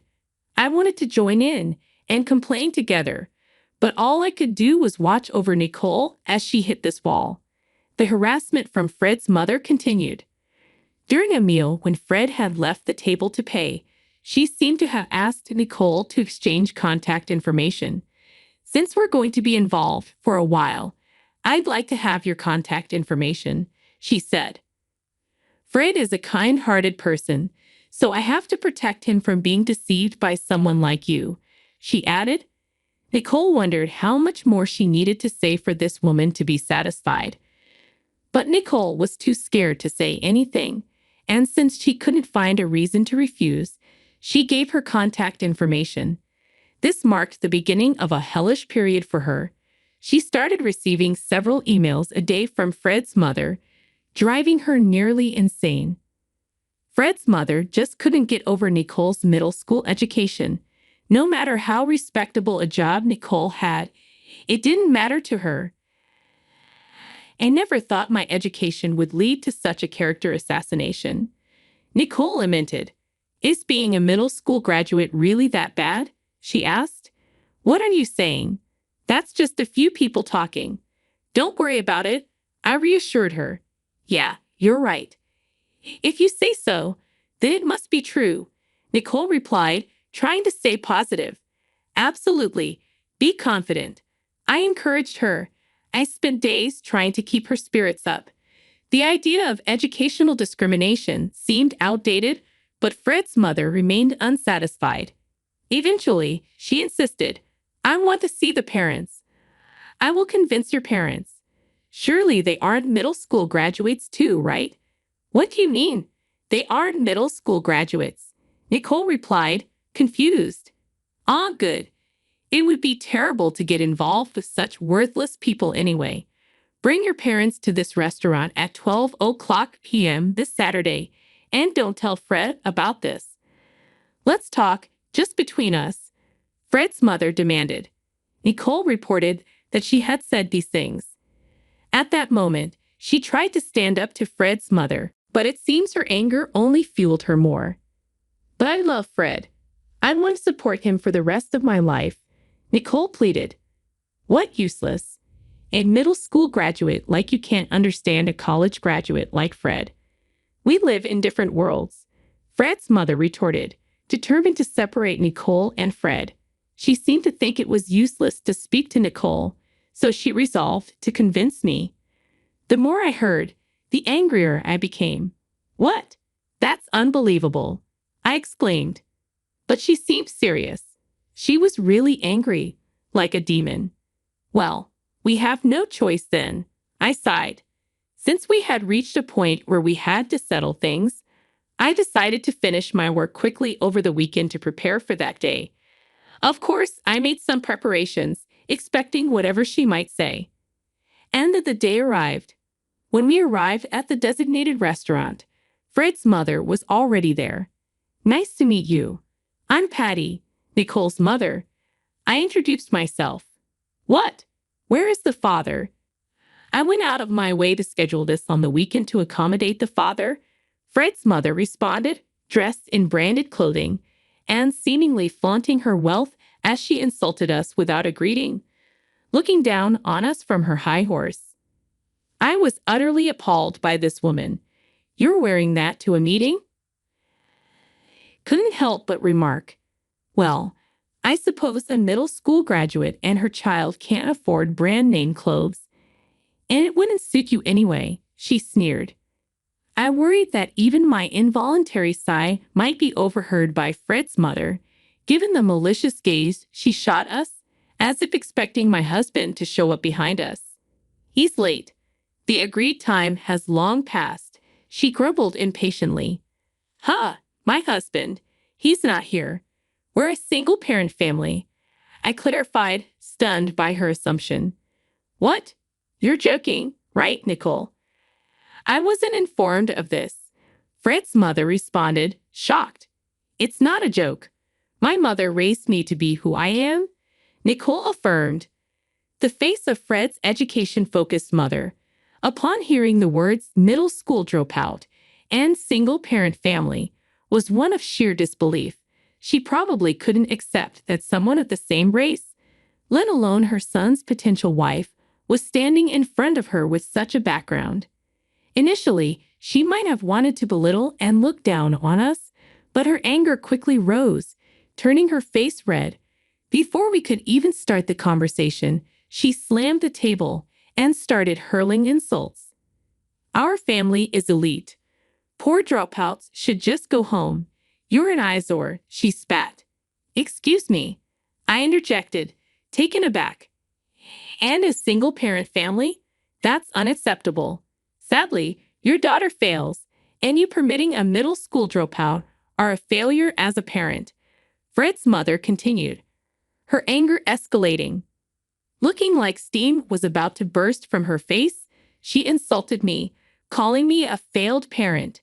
Being a single-parent family was unacceptable to her. The daughter fails, and the mother is a failure, she concluded, creating a trifecta of rage. She might have been angry, feeling betrayed or deceived. But I was infuriated for a different reason. How dare you show your face in a fancy restaurant, relying on me to pay the bill? Aren't you lucky to get a free meal? Fred's mother sneered, her triumph evident. Nicole was speechless in front of her triumphant attitude. More than sadness, it was a moment of bewilderment for her. After all, I believed I provided Nicole with a life that lacked nothing, perhaps even more affluent than many families. But it's understandable that Nicole, still inexperienced in life, would find this situation hard to accept. She looked like she was about to cry. That's cruel. Why would you say something like that? My mother is an incredible person. I want to live like her. Nicole finally spoke up, her voice trembling. What? Are you going to mimic approving of being a middle school dropout and single-parent family? Seriously, that's the end. I've never seen such people. You're like natural wonders, Fred's mother mocked. Couldn't stand it any longer. After all, this woman knew nothing about me. Fred's mother's taunts continued, eventually insisting that Nicole break up with Fred. I wondered how best to demean her, but I realized that complicated explanations wouldn't work with this kind of woman. At the mention of firing and termination, Fred's mother momentarily froze, taking time to grasp the situation, and I didn't miss her expression. Oh, you didn't know where your husband works. What do you mean? Surely not, right?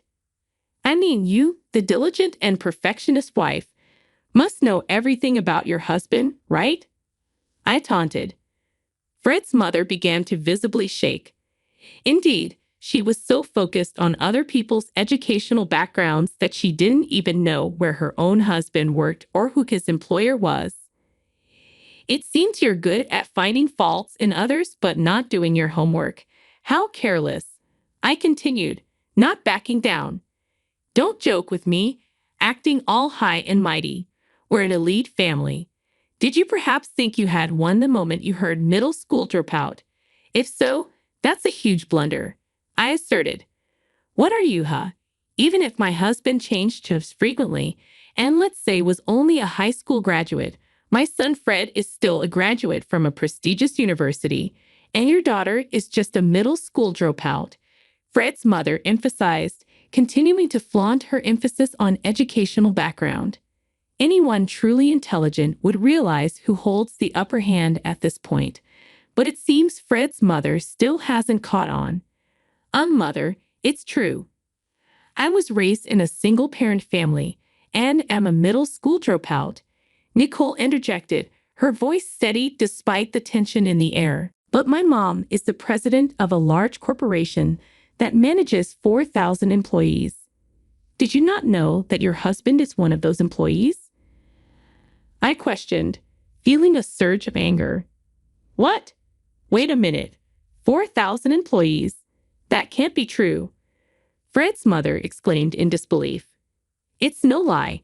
If you were really unaware, please take a look at this business card. I insisted, handing over the company's business card. Fred's mother blinked in astonishment, alternating her gaze between the card and me, probably doing this about 10 times. It was a business card with a photo, so she was verifying its authenticity. This can't be. Is this a real business card? She questioned, unwilling to accept reality before her. The whole situation was infuriating to begin with, but Fred's mother's actions trying to ruin Nicole and Fred's lives over something like educational background angered me even more. So I decided to retaliate, eye for an eye, tooth for a tooth, by deciding to fire her husband. After confirming the authenticity of the business card, Fred's mother finally realized the gravity of the situation. Though she seemed to understand that I was the president, her heart couldn't accept it, and she glared at me displeased. And then I decided to reveal another truth. And one more thing, your husband doesn't have the impressive education you brag about, does he? I challenged. What do you mean? My husband graduated at the top of his class. She protested. But there's no proof of that, is there? I countered. Well, you see. Fred's mother stumbled, clearly caught off guard. Nicole and I could only be amazed. There's a limit to being delusional. It felt unbelievable that we were dealing with such a person. Believing in one's family is admirable, but that doesn't give anyone the right to belittle others based on education. But since I've decided to fire her husband, whatever comes next hardly matters. It's time to tell the truth. Your husband's highest level of education is high school, isn't it? I revealed. What? Well, you see. Moreover, he joined our company in his 30s through mid-career recruitment and even failed the interview. Fred's mother admitted, her facade crumbling under the weight of the truth.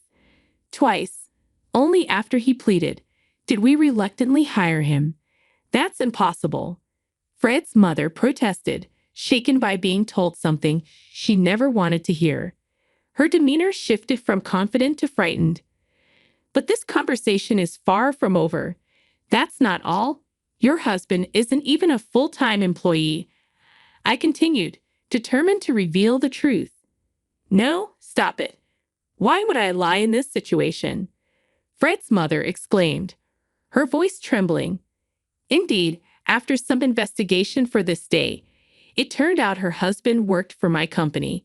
Recollecting a report from HR about a person insisting on working for us decades ago, now I realized that was her husband. Despite lacking knowledge and experience for immediate employment, he was hired as a contractual employee. He's been working without causing any troubles and could have worked until retirement in our company. Yet Fred's mother remained unsatisfied. I can't trust what you say. Living a life full of lies. Single-parent middle school dropout. Those are blots on your life, she accused. Excuse me. Now she claims she can't trust what I say, although it's actually her living a life piled with lies. Anyway, I won't hand over Fred. He's mine. I declared firmly. What is that? If you come any closer to Fred, I'll call the police. Got it. Don't ever contact him again, Nicole added, standing her ground. In the end, the discussion concluded like that, and the enraged Fred's mother left without even settling the bill. It was terrible how she called us out just to end things this way. The restaurant became quiet after Fred's mother left. This place has been a long-time support for my business. Of course, the owner and the staff were worried about us. Some were even saying, what was she thinking speaking to the president like that? What did she want to say, really? It's like she just ran away. Let's just forget about it, I remarked, trying to move on. So, I decided to enjoy a rare meal at the restaurant with Nicole, preparing for the inevitable counterattack from that woman. This story didn't end there. If her actions were to ruin Nicole and Fred's marriage, that would be unacceptable. Action was needed. About a week after being insulted by Fred's mother, Nicole received a call from her. It happened while Nicole, Fred, and I were having dinner. Wait a minute, what's going on here? Why are you calling all of a sudden? Nicole asked, surprised. Don't what me? My husband is talking about divorce, and Fred told me he wants to cut ties with me as a parent. Surely all of this is your doing. Take responsibility. Pay me compensation. Fred's mother yelled over the phone, her voice filled with anger. Listening on speaker, we were stunned by Fred's mother's outburst. Having anticipated something like this, I couldn't help but feel a sense of vindication. Fred, initially planning to stay silent, finally spoke up. Mom, it's me, Fred. Why are you still with that woman? I was worried because I couldn't reach you. She's no good. Come back home now. Fred pleaded. What are you talking about? I've told you many times I'm going to marry Nicole. Why keep interfering? Besides, I've been thinking of cutting ties with you as a parent. Fred declared firmly. What are you saying? You can't just cut ties with a parent? Nicole was raised by a single mother and is a middle school dropout. You understand that, right? You should definitely stop marrying a woman who hasn't received a proper education. It's something I oppose. Fred's mother argued furiously. Fred's mother was furious. She might have thought Fred was unaware of what she said at the restaurant. Only she didn't realize everything was already out in the open. Do you really think Fred didn't know about that day? I wondered silently. Huh. Oh, sorry. I told Fred everything. I thought Fred didn't know about the restaurant conversation. His mother seemed assured, but my daughter was reliable in such times. It seems Nicole anticipated the turmoil and was prepared. I happened to have a voice recorder, so I recorded everything. I thought it would be better to show Fred your true nature. Fred was shocked. It's no wonder he decided to cut ties. What have you done? You're breaking up a family, and you don't care. Fred's mother accused. No. Everything is your fault, isn't it? Indeed, Nicole had recorded the entire exchange. Feeling something might happen, she recorded it to share with Fred. The recording proved to be very useful. Upon hearing it, Fred went from stunned to furious. He also played it for his father, leading to discussions of divorce and cutting parental ties. Anyone would see this situation as unreasonable, and Fred's mother deserved what came to her. At this point, the cornered Fred's mother had no choice but to accept her defeat. Fred, please listen to me, she pleaded. Please, I had my reasons. You know I just wanted Fred to be happy, she added, calling herself Mama in such a pitiful voice, desperately trying to convey her thoughts. But Fred wasn't having any of it. I never thought you could be such a terrible person. I'm disappointed, Fred replied firmly. Fred, please don't say things like that, his mother begged. No, I can't do this anymore. It's seriously over, Fred declared coldly. Rejected coldly by her beloved son, Fred's mother completely lost her place in the world. No amount of crying or pleading seemed to change Fred's mind. Dad said you were the worst, too. He's always said you judge people only by their education. There are plenty of people who didn't finish high school, but still started successful businesses. Anyway, both Dad and I have decided to cut ties with you. So take care and don't contact Nicole anymore. Please just listen to me. Will you? That's why I'm saying it's over, Fred explained, cutting ties decisively. Fred's mother, disowned even by her cherished son, was utterly defeated. I predicted this would be the last time we'd speak with her and had the last word. What a shame, huh? The things you do always come back to bite you. and let me drive this home. If you try anything that hurts my precious daughter again, it won't end well for you. Remember, everything you say and do to Nicole gets back to me. I warned firmly. Despite her continuous excuses and apologies, Fred's mother begged, "I'm sorry. It was my fault. But please let me talk to Fred at least one last time." Tired of her incessant demands, I unilaterally ended the call and immediately blocked her number. Even her emails were blocked. Wondering why Fred's mother would contact Nicole, it turned out Fred had already blocked her number. It seems the divorce between Fred's parents was imminent, with Fred's mother being told to pack her things and leave the house within a few days by Fred's father. Fred's father decided on divorce not just because of the criticism about education, primarily because she tried to ruin Fred's happiness from the beginning of their marriage. He had informed her he was a high school graduate and had promised to work hard and provide for the family. Despite moving between companies and never taking any money for himself, Fred's father worked tirelessly for his family. Being undervalued and looked down upon led to his breaking point. Abandoned by her hard-working husband and disowned by her beloved son, Fred's mother faced a bleak future with no money, no home, and no family. It was instant karma. Having never worked outside the home, she now faced the daunting task of earning her own living. Though she won't be able to maintain her previous lavish lifestyle or act superior to those around her, she'll have to manage somehow. Currently, she's said to be doing physical labor at a night construction site. Eventually, Nicole and Fred's wedding date was set. Seeing their happy faces made me incredibly joyful.